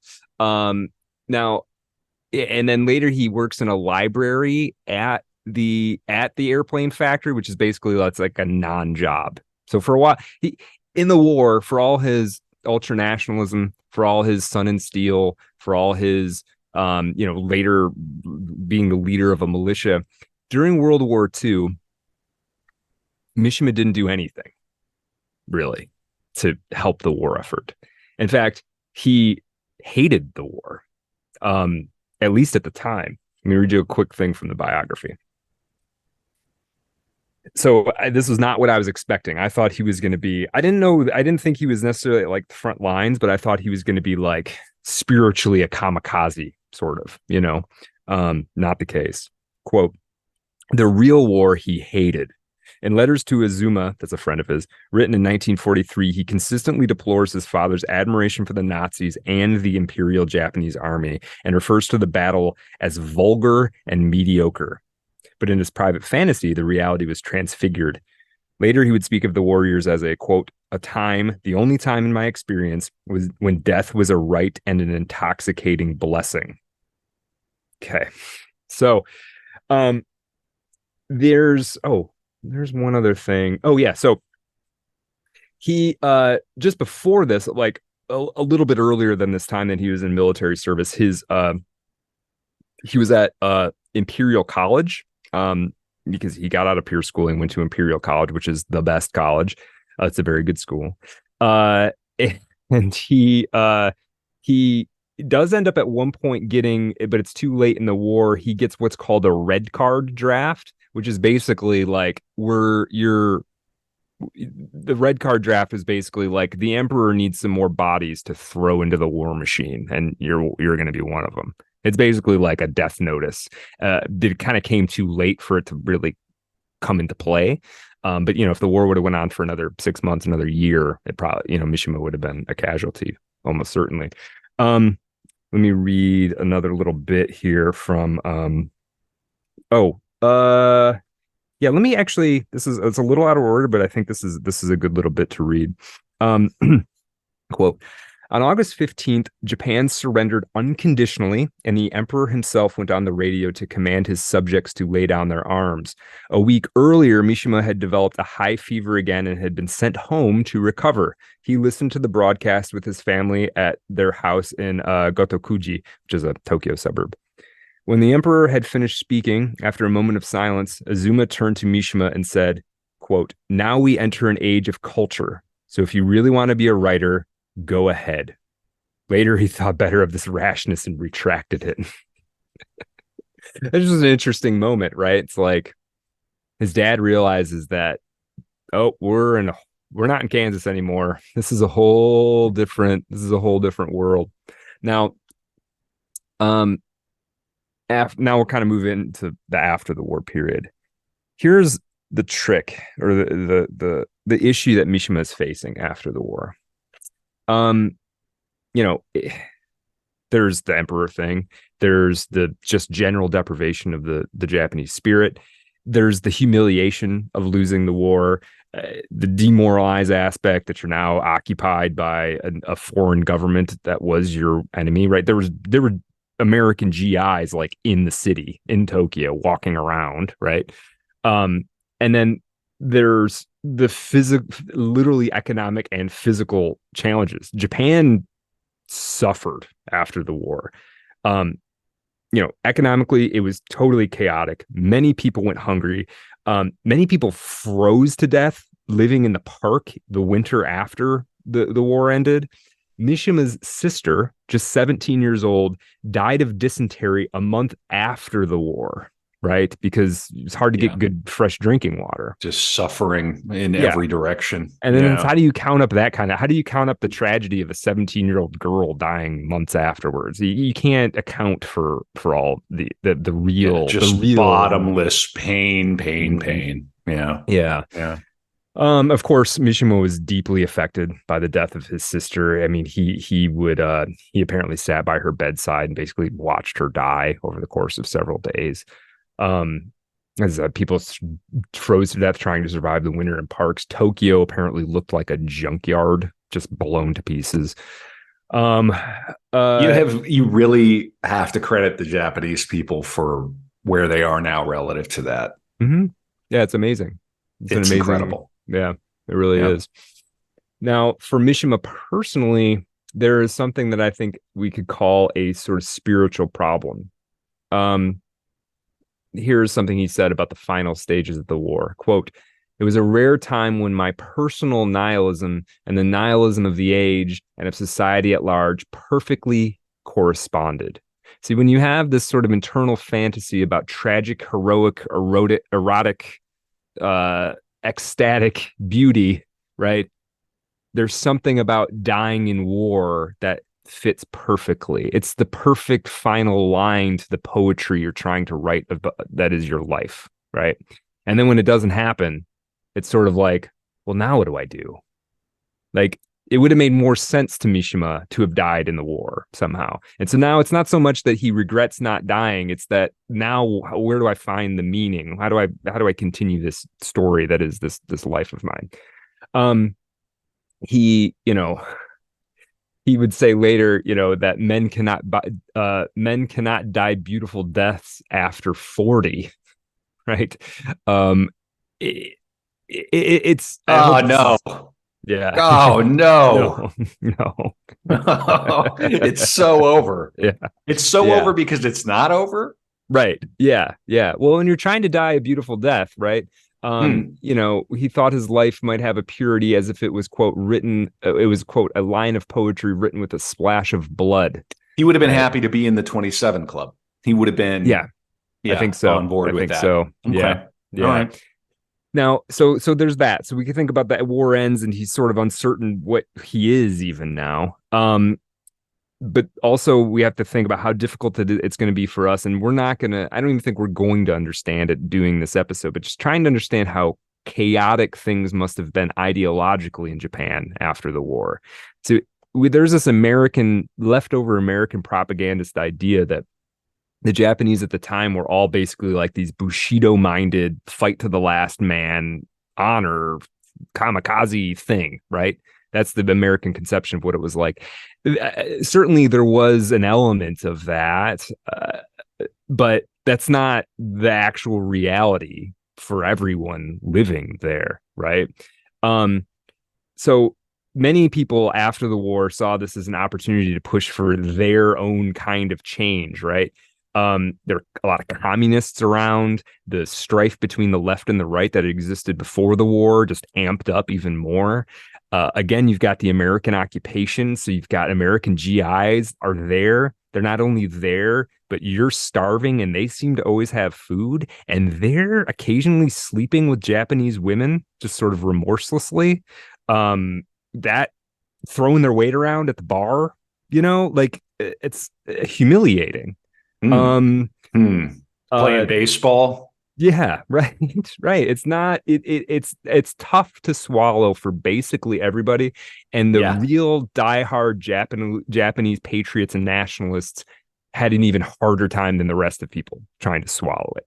So my point here isn't necessarily to paint a complete rich picture of the ideological landscape, but to indicate to you the pain and the anger and the strife and the chaos of it. To give you a sense of is one little anecdote that kind of touches on Mishima's life. He had a writer named Zenmei Hasuda, who is an older guy and kind of a mentor to young Mishima, who said when he departed to war, he actually went to the front lines. He told Mishima, quote, "I entrust the future of Japan to you." And then he went off to war, right? He was a Shinto fundamentalist. He was a well-known scholar of classical Japanese literature and a writer. When the surrender order came down, he was in Malaysia, this Zenmei Hasuda guy. His platoon was instructed to surrender to the British in Malaysia, and Hasuda shot his commanding officer, calling him a Korean spy, and then turned the gun on himself. So literally, this is a friend of Mishima's. He's told, hey, war's over, you got to surrender, by his commanding officer. So he shoots his commanding officer and then kills himself. Like, we're not going out like that. Right? That's how intense the feelings are. Yeah. So, metal, hardcore. Yeah, not messing around. No. Yeah. I mean, they were throwing planes at ships, at American ships. Mm-hmm. I mean, these guys were going out certain death. Yes. For the emperor. That was the plan. Yeah. Bonsai. The plan was to go die. Going. Yeah. Yeah. Right. It's intense. The plan was to go die for Japan, to go die for the emperor. And to not do so would be considered incredibly dishonorable. Right. And then you're told by the way, we're just going to stop. And then, but then the enemy is going to come in and we're going to work with them. And there's going to be they're going to live in your city, but you don't attack them or anything. You just leave them alone. Yeah, it's hard to, just on an individual psychological level, right? It's, we're trying to get to a little bit. Now, here's another thing that happens for Mishima. His writing career, which had been sort of starting to flower, right? He was at least getting attention. He wasn't making a living at it, but people in the know knew about young Mishima. The problem is that most of his supporters had been purged because a lot of them had been put on a list of, quote, literary war criminals by leftist writers and the new occupation headquarters. So all of his literary buddies were persona non grata now. I would prefer to have a list of literary war criminals over whatever it is we have now. This kind of whisper system weird, we don't know who's controlling what or why. It's no, just call me a literary war criminal. Right. I'm not actually asking for that, but it would be nice. It would be nice if we could just say it is what it is. Hey, who's who and who's on what side, right? Yeah. Now Mishima did manage to find himself a new mentor, and this is from my reading of this, it seems like this system of having a mentor and a mentee was a lot more prevalent in Japanese culture, Japanese literary culture, than it is, say, now. You would seek a mentor, and the mentors would willingly take younger writers on. There was no MFA program, right? Where you just got shuffled off after a couple of years. Christ. Right. Now, so Mishima founded his new mentor after the war was a man named Yasunari Kawabata, who would become later the first Japanese Nobel laureate in literature. Oh, okay. He's in good company. Yeah, he is a big deal for sure. In some ways, Kawabata was the perfect mentor for Mishima, and let me just give you a little reason why. Let me give you a little piece of writing from Kawabata about what it was like after the war. Quote, "I have the strong, unavoidable feeling that my life is already at an end. For me, there is only the solitary return to the mountains and rivers of the past. From this point on, as one already dead, I intend to write only of the poor beauty of Japan, not a line else." So that was Kawabata. That's Mishima's new mentor. They must have known they were living through incredible times. Yeah. The sensitive ones. It's right. Just the artists are always like a little bit ahead of everybody else and understanding and what's able to sort of explain. Yeah. Wow. Now, there was actually, after the war, an explosion of literary activity. Dozens of new magazines coming out, and work that had been mostly shelved during the war, kind of comes out in sort of a flood, right? Let me read a little bit from another writer named Masahito Ara. It's from an essay he wrote called "The Second Prime of Youth," which was what he referred to as the sort of the literary age after the war. Quote, again, this is Masahito Ara. He's a leftist, called here a leftist critic. I don't know anything more about Ara than this passage I'm reading. Quote, "When I first read that Dostoevsky had been condemned to death and then reprieved only a moment before his execution, I was filled with envy close to despair. It was not his genius I envied so much as that abnormal experience of his that not 1 in 1,000 or even 100,000 can have. However, what we have just experienced with the defeat, capital D defeat, that's how some people referred to it. What we have just experienced with the defeat has been in no degree less traumatic or profound than the great Russian writers' experience. Until the emperor announced the unconditional surrender, the men and women of Japan were prepared for collective suicide. During the air raids, they had entrusted their precious lives to some corner of an air raid shelter, not fit to be called a garbage can. For years, they had been obliged to consider the severance of all bonds of love and affection for a scrap of red paper, the draft notice. For those incapable of ending their lives with the slavish cry "Banzai" for His Imperial Majesty, it is no exaggeration to reflect that the 1,000 days now over were a living hell. Looking back, it is clear that the past year has been an annus mirabilis. We have seen hell. We have known heaven. We have heard the last judgment, witnessed the fall of the gods, and witnessed before our eyes the creation of the heavens and the earth. We have accumulated incredible experiences, rarer even than Dostoevsky's. Okay, so this is a new cultural, and some people are going to write, some people are going to retreat to the mountains, and some people are going to fill in this new cultural space. And Mishima is going to be one of the men who fills in this new cultural space. We gripe a lot, but yeah, we haven't gone in our lives. We've not gone through anything approximating this. Not really. No. Not at all. By 1948, Mishima has another book called Thieves. This is his first novel. Barely acknowledged. Before you do, what are you going to talk about for Patreon? Patreon.com/artofdarkpod. What are you talking about on the After Dark? We are talking about Mishima's 1968 play, My Friend Hitler. Yeah. Okay. Yeah, and that's the After Dark subject. I'm gonna read some excerpts from it. We're gonna talk about the background of it. We're gonna talk about Mishima, what he was thinking. We're gonna talk about the production, one of the productions of it. It's an interesting little good. I got to get this in here, but I just got to remind people: if you enjoy this podcast, if you're digging what Brad's doing right now, this is the heart of the pod. This is what we do, and the only way it's going to be sustainable here, month over month, year over year, is if you're listening now, if you're subscribed, if you've smashed that like button, and you're getting this in your feed and you've got this far, please, if you are not already one of our beloved patrons, consider going to patreon.com/artofdarkpod and signing up. It takes 5 minutes. It means the world to Brad and me. We literally do like a little happy dance every time we get a new patron, that's pretty because exciting. we put so much work into this. And for a couple of writers like ourselves, a couple of podcasters like ourselves, when somebody says, this is worth it, I'm going to get the credit card out, I can afford to throw these guys some material support. It is very cool. Okay. All right. So Mishima just published his first novel. Where we are now, 1948, publishes a novel called. We got through the war. We survived. He survived. Despite. And he finds himself ready to be a writer again. He now nobody pays attention to this first book that comes out, Thieves. Okay. Some people basically said, "Hey, it was a very personal kind of book."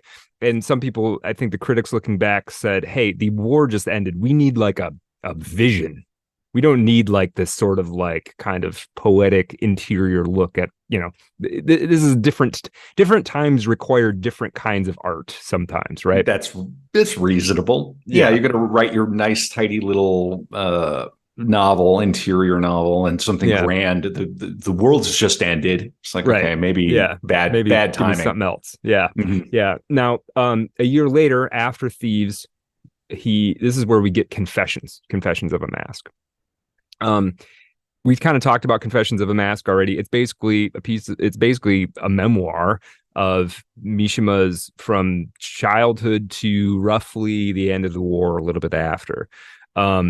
Quite a good, we did it in the book club. I'm not going to talk about it much more here. I quite enjoyed reading it. I don't know if I've read anything quite like it, to be honest. It has exquisite passages in some places. Some stuff is a little, when I say hard to read, I don't mean hard to understand, but a little, I find parts of myself resisting it, but I kind of like that experience, right? Like sort of pushing you out, and as an invitation to come inside a little bit. It's an interesting read. One thing I want to hit real quick again, because this is Mishima after the war. He's making real efforts to be normal. Okay, he's trying to associate with friends from the peer school that he knew. Basically the peer school, you got to think, where he went for basically public school up to what they call what would be the 14th grade. It's a network. It's a potent, powerful network. So if you knew somebody from peer school, they probably own a business now. They probably are an important bureaucrat now. And so he's trying to maintain relationships in that world and kind of going out at night and stuff, but he never quite fits. And if you've read Confessions of a Mask, you kind of understand why he doesn't. He has all these things that alienate him. Let me read just a couple parts about Confessions of a Mask, and then we'll move on because we've already talked about it quite a bit. Quote, "Thus, once again, I deceived myself. If there are those who would reproach me, saying that what I have been describing is too much of a generalization, too abstract, I can only reply that I have no intention of giving a tedious description of a period of my life whose outward aspects differed in no way from those of normal adolescence. Excepting the shameful portion of my mind, my adolescence was, even in its inner aspects, altogether ordinary, and during that period I was exactly like any other boy." I read that because I think the thing that was interesting about Mishima is how the exterior, he managed to mostly appear normal. He tried very hard to appear normal, just be normal, right? Sure. There's another part. This is later on in the book, about halfway through. Quote, "It is no longer an act. My knowledge that I am masquerading as a normal person has even corroded whatever of normality I originally possessed, ending by making me tell myself over and over again that it too was nothing but a pretense at normality. To say it another way, I'm becoming the sort of person who can't believe in anything except the counterfeit. There are no more barriers to cross. All I have in common with the uncontrollable and the insane, the vicious and the evil, all the mayhem I have caused and my utter indifference toward it, I have now surpassed. My pain is constant and sharp, and I do not hope for a better world for anyone." It's the end of American Psycho. Yeah. It's the same kind. It's exactly. I thought you were reading a part of Confessions that you had highlighted. No new knowledge can be extracted from my telling. This Yeah. confession has meant nothing. Ooh, right. Yeah, right. Oh man. Very similar vibes. Yeah, You got a little absolutely. Bateman vibes. Yeah. Yeah. Mhm. Yeah. Now Confessions is weirdly a hit. Like it still surprises me that Confessions was a hit. Not because it's not good, but just like it's such a strange book to be that They successful. must have been so hungry for an honest story of somebody coming of age during the war. During the war. Exactly. And the craftsmanship of it, the actual like scene by scene, Sentence to sentence. Sentence. Quality of it was so intense. It's comes out in 1949. It sells 20,000 copies in hardcover and was the highest selling book in Japan that year. Many critics came to see that they had underestimated him, though, of course, some of the old guard were shocked by how explicit it was. This put him in league with his mentor Kawabata and other famous writers like this guy, Osamu Dazai, the nihilistic author of No Longer Human, who had died when a lover suicide the year before, right? So he's like, he just jumps right to the head of the class of Japanese literary society. At 1949, he's 24 years old. He's had the best-selling book in the country. What does he do after Confessions? In that time, his father had basically accepted that he was going to be a writer now. He graduated from Imperial College and he did some minor league bureaucratic work for a little while, but he was staying up all night writing and he was only getting like 3 or 4 hours of sleep a night. And finally, he just broke his father's will on it, right? which is impressive in a way. Plus, I think his father was also in sort of post-war shell shock. I think there was a sense from his father that like, I don't know what's going on. Like, I don't know what somebody's supposed to do now. Sure. Right? Like, yeah. I have to say, I like him. I like him at this point. Yeah. Mm-hmm. And I'm hoping that he can continue to succeed. Yeah. He must have driven some people nuts coming out like that in a novel. He did. Yeah. Wow.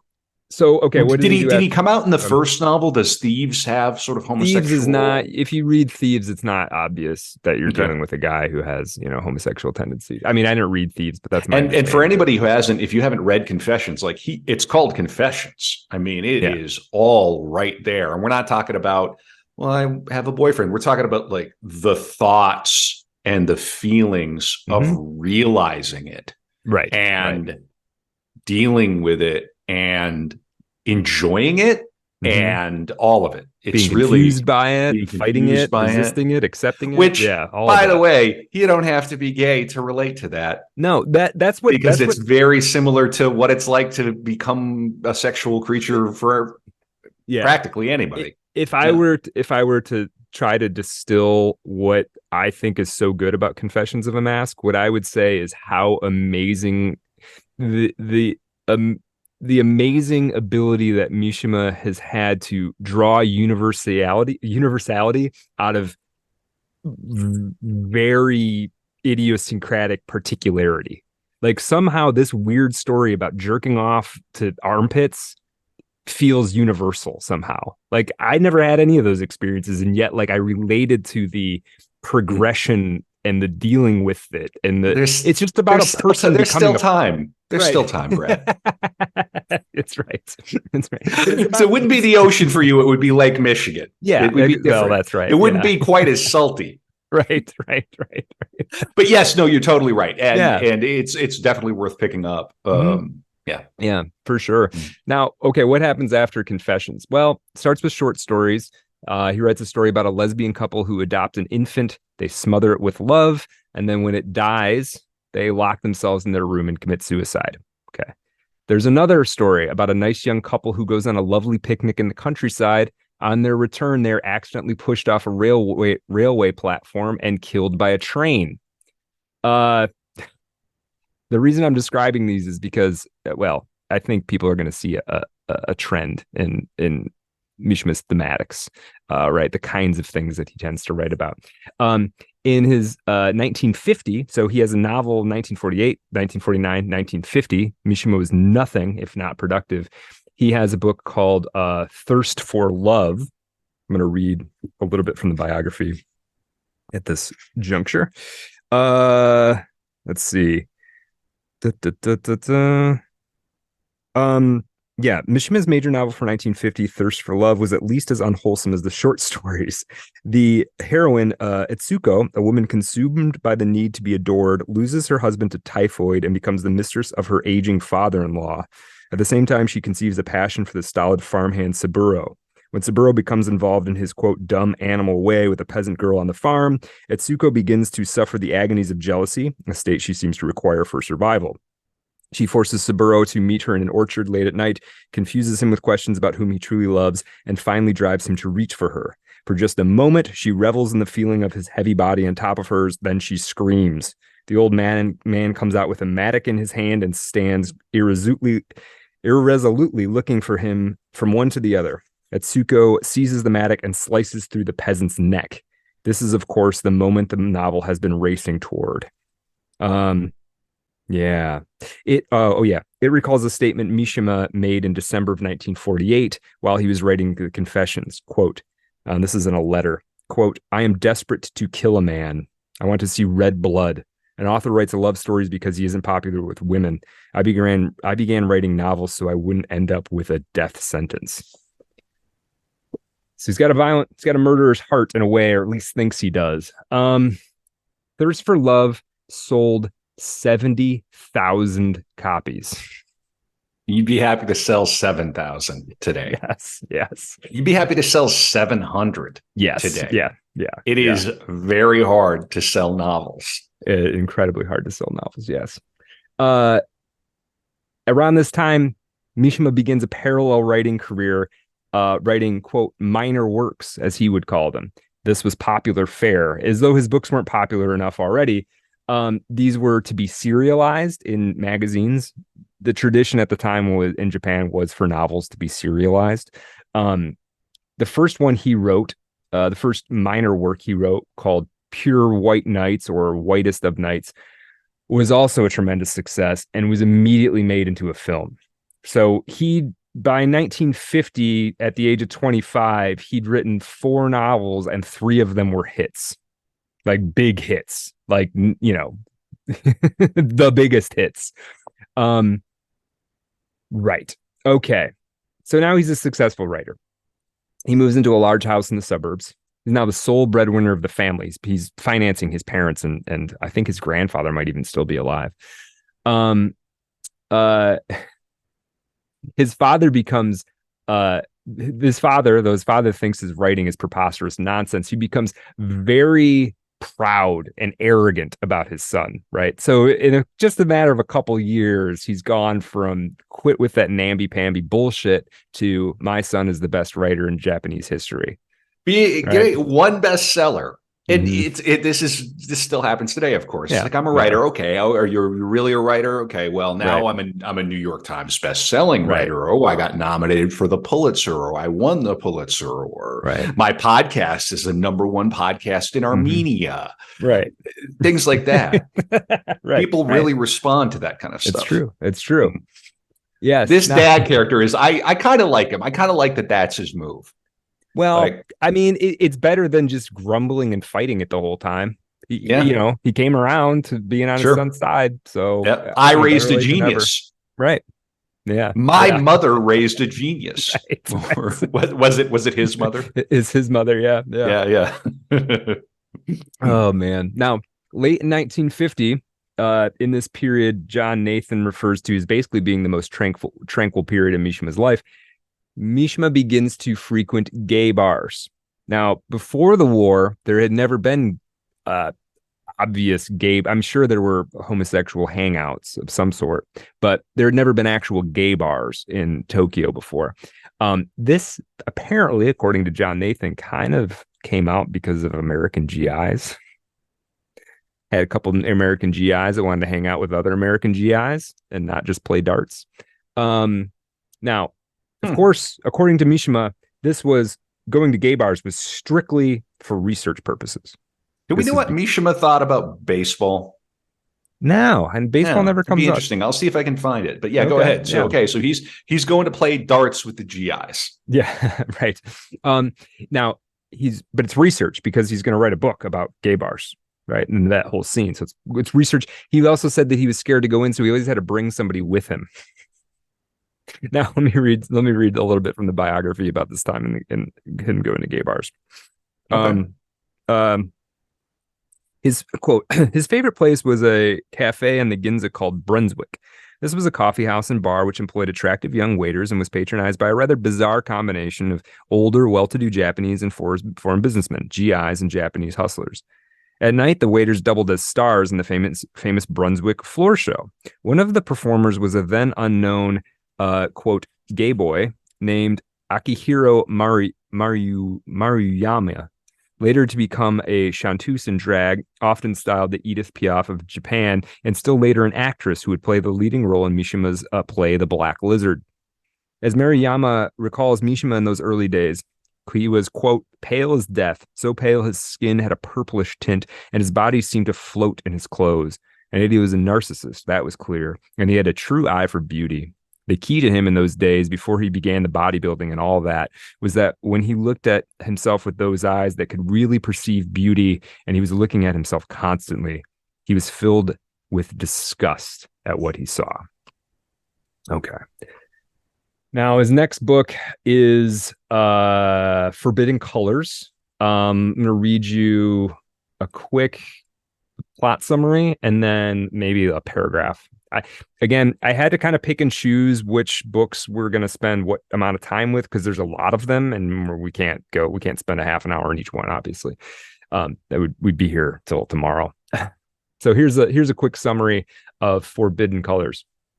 Quote, aging, cynical Shunsuke, is one of post-war Japan's most respected authors.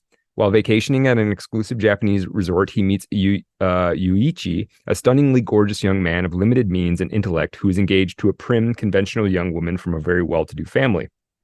While he needs the marriage for financial reasons, Yuichi innocently confides to the older man that he feels no real physical desire for his bride or for any woman. The crafty Shunsuke senses an opportunity to mold the malleable, gullible young man into an exquisite weapon of revenge against the female sex as a whole. He tells Yuichi that his inability to feel desire for women is not a weakness, but potentially a tremendous source of strength. He advises the young man to go through with the marriage and gain financial security, but also to omit no opportunity to experiment with the emotions of others and to have as many affairs as possible with both men and women. Yeah, so that's the next novel, comes out 1950. It does have some scenes. I think I'll skip reading it, but there's this Shunsuke character is really cruel and manipulative. It's sort of told through his eyes, and it gets. I think cruelty is probably the key to this character that Mishima is playing around with. At the end of 1951, Mishima set out to travel to the United States and elsewhere. This was still difficult for a Japanese national to do, and he actually had to get travel papers signed by Douglas MacArthur himself. He had to take a physical. He had to go through several hours of questioning regarding his intentions. So again, the humiliation continues long after the war, right? He's a successful man, and he's got to go interview somebody so he can go on a boat. It's kind of crazy, right?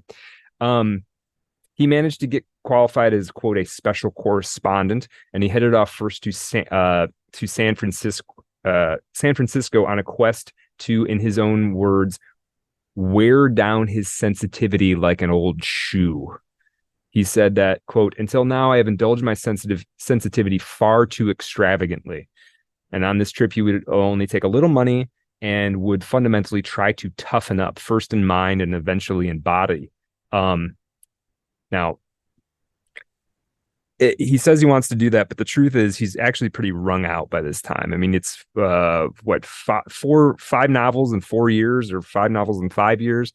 And we got to make a point about his productivity here, because if you look at his bibliography in total, if you go on Yukio Mishima Wikipedia and you look at the bibliography, It's a novel every year or two, sometimes two in a year, from 1950 to 1971. He was also writing short stories. He would also eventually start writing a play a year. He was also writing little essays and articles, right? Constant productivity. How does he manage to do this? I'm going to read a little bit. This is from this is from the John Nathan biography. I'm going to refer to a woman here named I don't even know if it has a name. Yeah, Matsumoto. Matsumoto is his sort of his editor. Quote: She was also impressed by Mishima's lack of characteristic affectations. To begin with, he was punctilious about deadlines. Established authors, and Mishima was established by 1951, customarily informed their editors just before a deadline that work had been going badly for the past week, or that someone or other had insisted on, quote, one more round the night before. Mishima never missed a deadline in his entire career. As Matsumoto was only the first to attest, he would designate a certain hour of a given day, often weeks and even months in advance, and at that hour precisely, he would deliver the finished manuscript. In Matsumoto's words, in sickness or in health, even if it killed him. Generally, Mishima met a number of deadlines in a given month. It was not unusual for several editors representing various publications to encounter one another at his front door, where a maid would deliver to them the addressed envelopes Mishima had left for each. Not only was the manuscript always on time, it was invariably clean. The rule in Japan among well-known authors is an illegible scrawl. In fact, certain authors are consistently so impossible to read that large publishers retain specialists to decipher a particular author's manuscript when it comes in. Apparently, Mishima did not even have to recopy his work. His editors agree that he almost never revised. The text was completed in his head before he set it down in his neat hand. But it was not simply in the matter of deadlines and neatness that Mishima departed from the pattern. Save for the fact that he worked all night long and took his breakfast at noon, the routine of his life more resembled that of a banker than a novelist.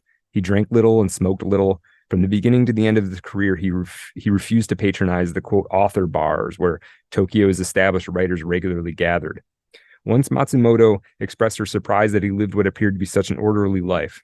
Mishima replied, "Most writers are perfectly normal in the head and just carry on like wild men. I behave normally, but I'm sick inside." Okay. Hey, yeah. So this period of Mishima has found his voice, as they would say. Sure. Yeah. Mm. Now this trip to New York, the trip to the United States and elsewhere, the idea was he's going to kind of like restore his health or something. He kind of needed a break. He spends a day in San Francisco. He spends a day in Los Angeles, and then he spends 10 days in New York City, where his tour guide, this kind of cracks me up. His tour guide is this woman named Mrs. Kruger, of the American Committee for Cultural Freedom. She took him to the Empire State Building, Radio City Music Hall, and tried to convert him to socialism. While in New York, he saw a number of operas, plays, musicals. He visited the MoMA. And he would say at one point that New York City was just like Tokyo, but 500 years in the future, which is interesting because a lot of people who go to Tokyo say it's just like now New it York, feels like 500 years in the future. Oh, we dropped the ball, Ameribros. We did. We dropped the ball. Yeah. Now, after New York City in 1951, he goes to Rio and he stays a month in Rio waiting for Carnival. What's he doing for this month? Well, what do you do in Rio? You sweat. He was working a lot. He'd basically gotten back to work after a couple of weeks of traveling. And according to a man named Moji, who he befriended there, Mishima was taking a lot of young men to his hotel room. In Sao Paulo, Mishima befriended some old Japanese coffee farmers. There's actually a fairly large Japanese population in Brazil. He befriends these old Japanese coffee farmers who maintained that Japan had won the war, which must have just been an interesting for him to go to another country and see these guys, and they don't seem to have any idea. Incredible level of denial, right? Yeah, that is a conspiracy theory. Right. Yeah. That is that's beyond a conspiracy theory. Right. We don't even have it's just delusion. Yeah. Now, During Carnival, supposedly Mishima just danced. It's like thinking America won the Cold War. Or thinking the Cold War is over. Thinking the Cold War happened.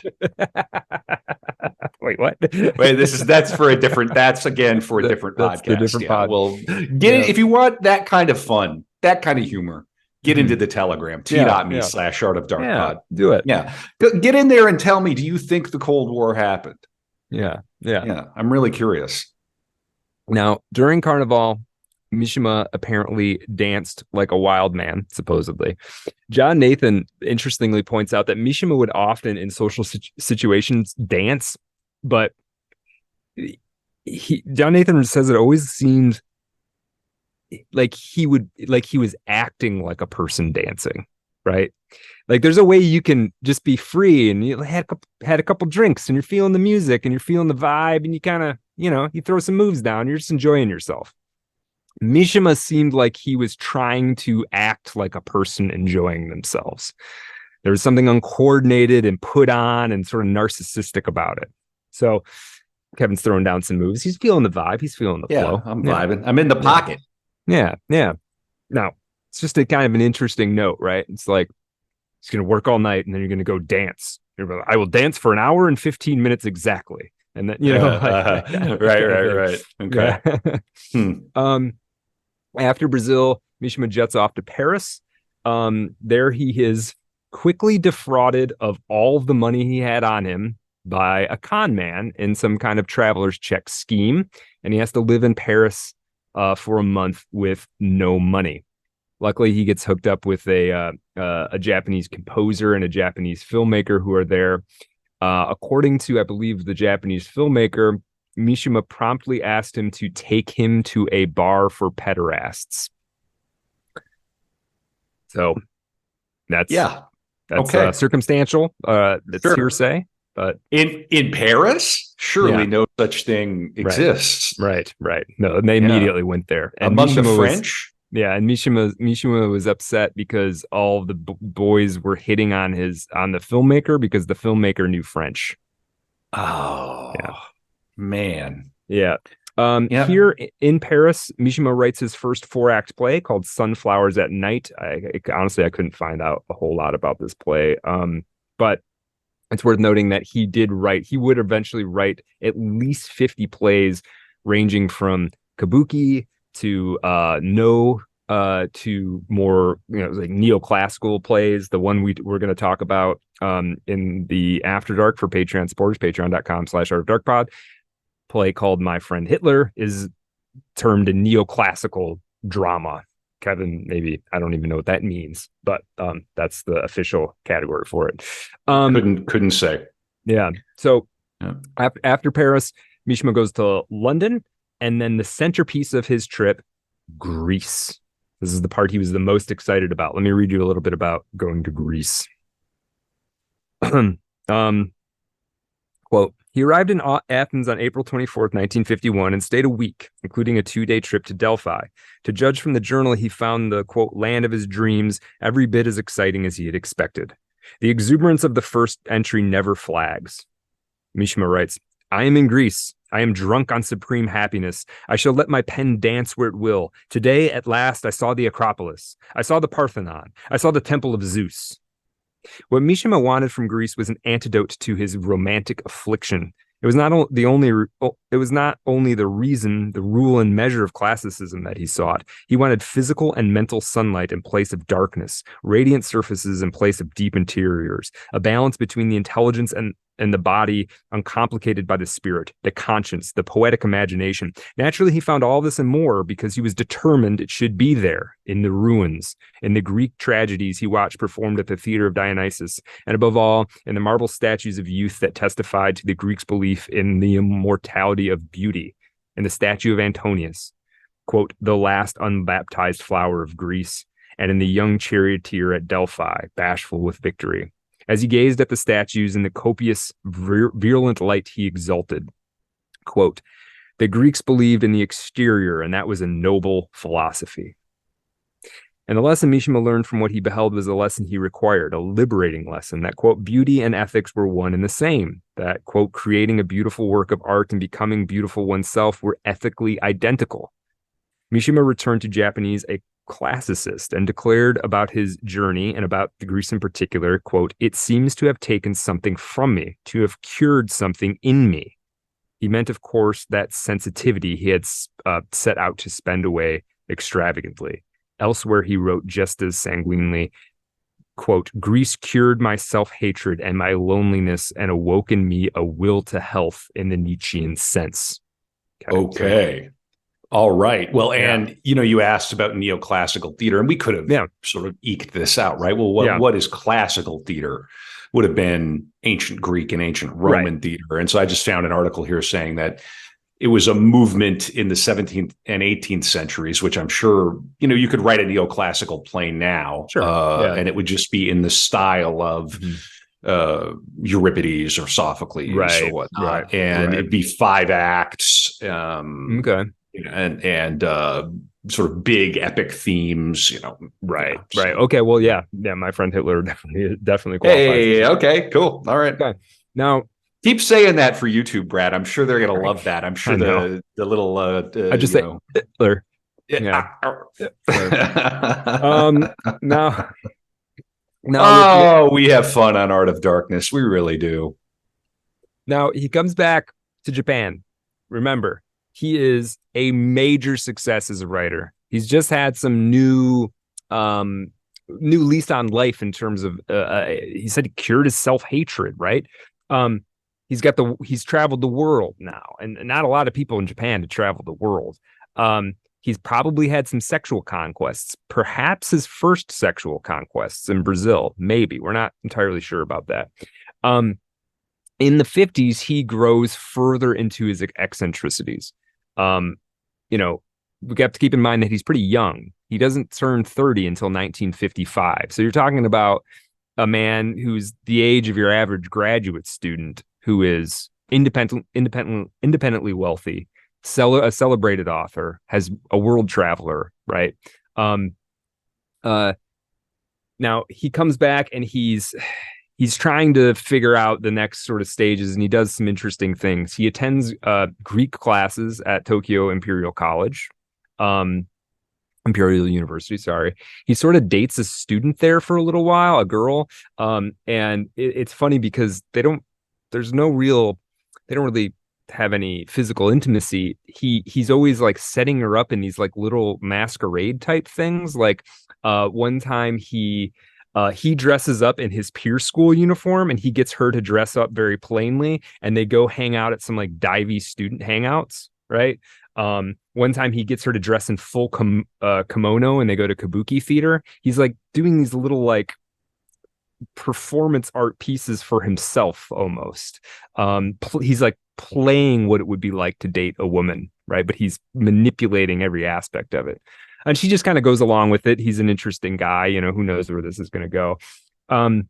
He does around this time get involved in a group called the Potted Tree Society, which is basically a bunch of writers hang out once a month. They get drunk and they talk literature.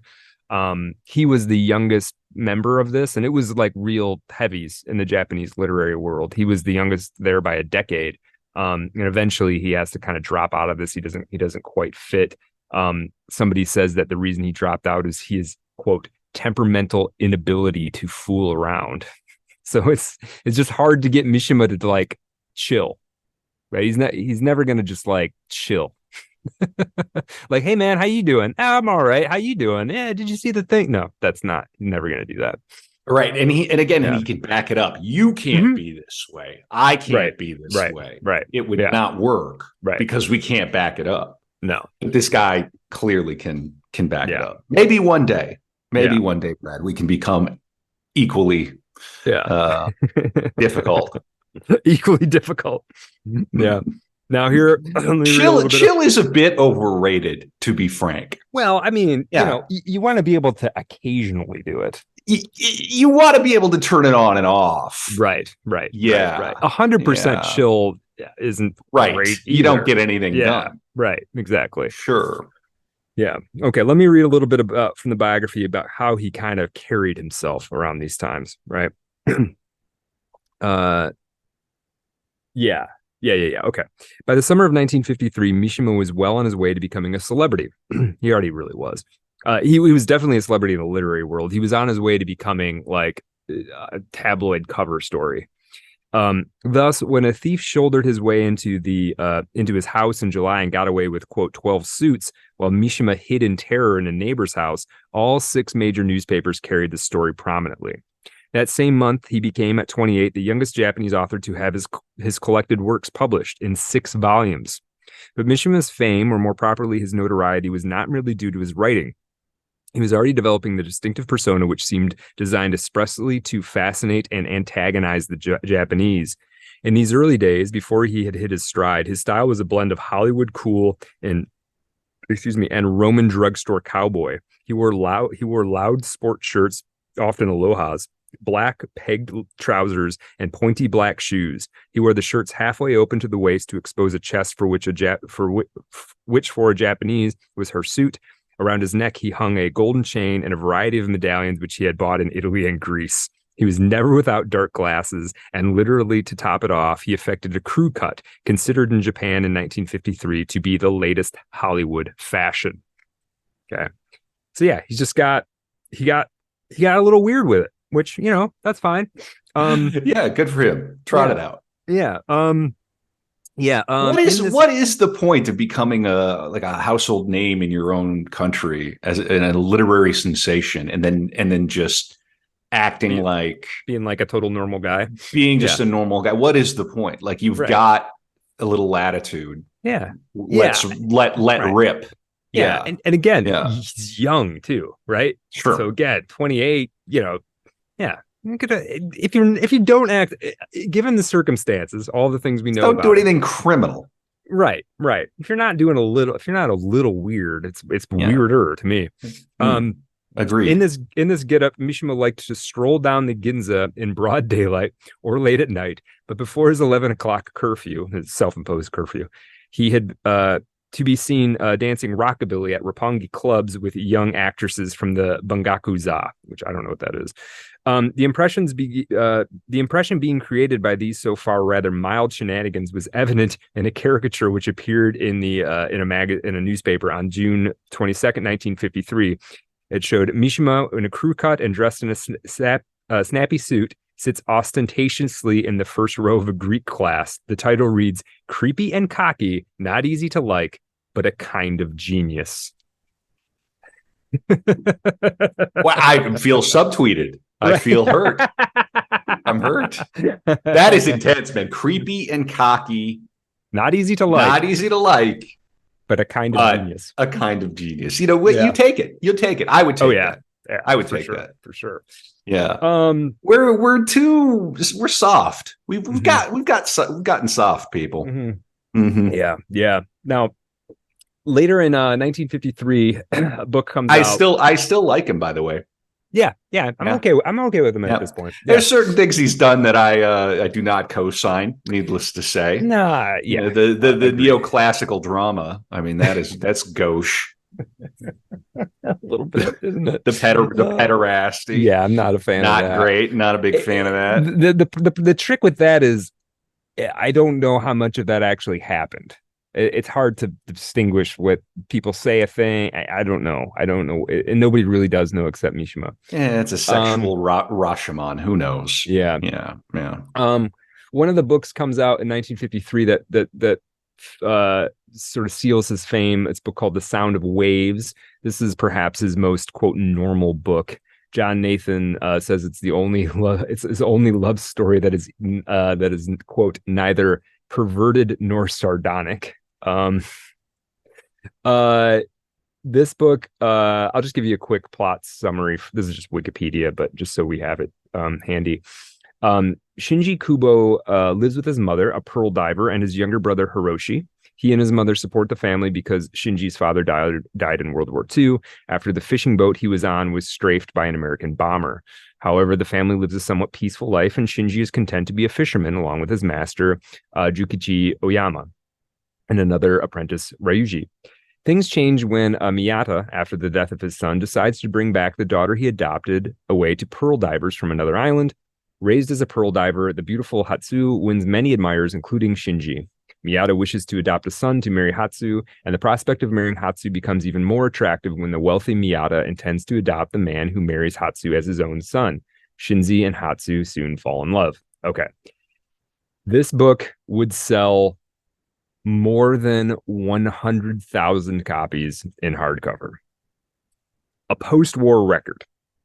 It won the Shinsho Prize, which was a very big prize for the time, and I think even still now.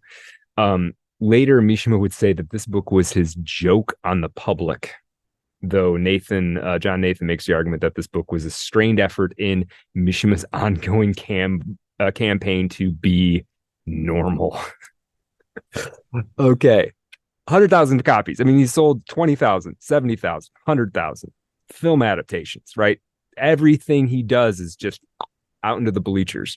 In 1955, Mishima turns 30 years old. His lifelong death drive, like again, I said, there's eventually he seppuku. Eventually he plunges the short sword into his stomach, but it really starts in childhood, right?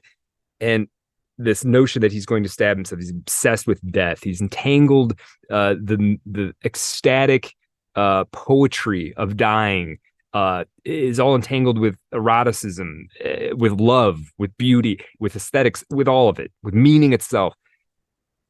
When he hits 30, this sort of lifelong death drive, I don't know if you would say it accelerates exactly. It changes shape in some way. At a birthday celebration, at his 30th birthday celebration, he told friends that he was now too old to die beautifully, and that a suicide at his age would be unseemly.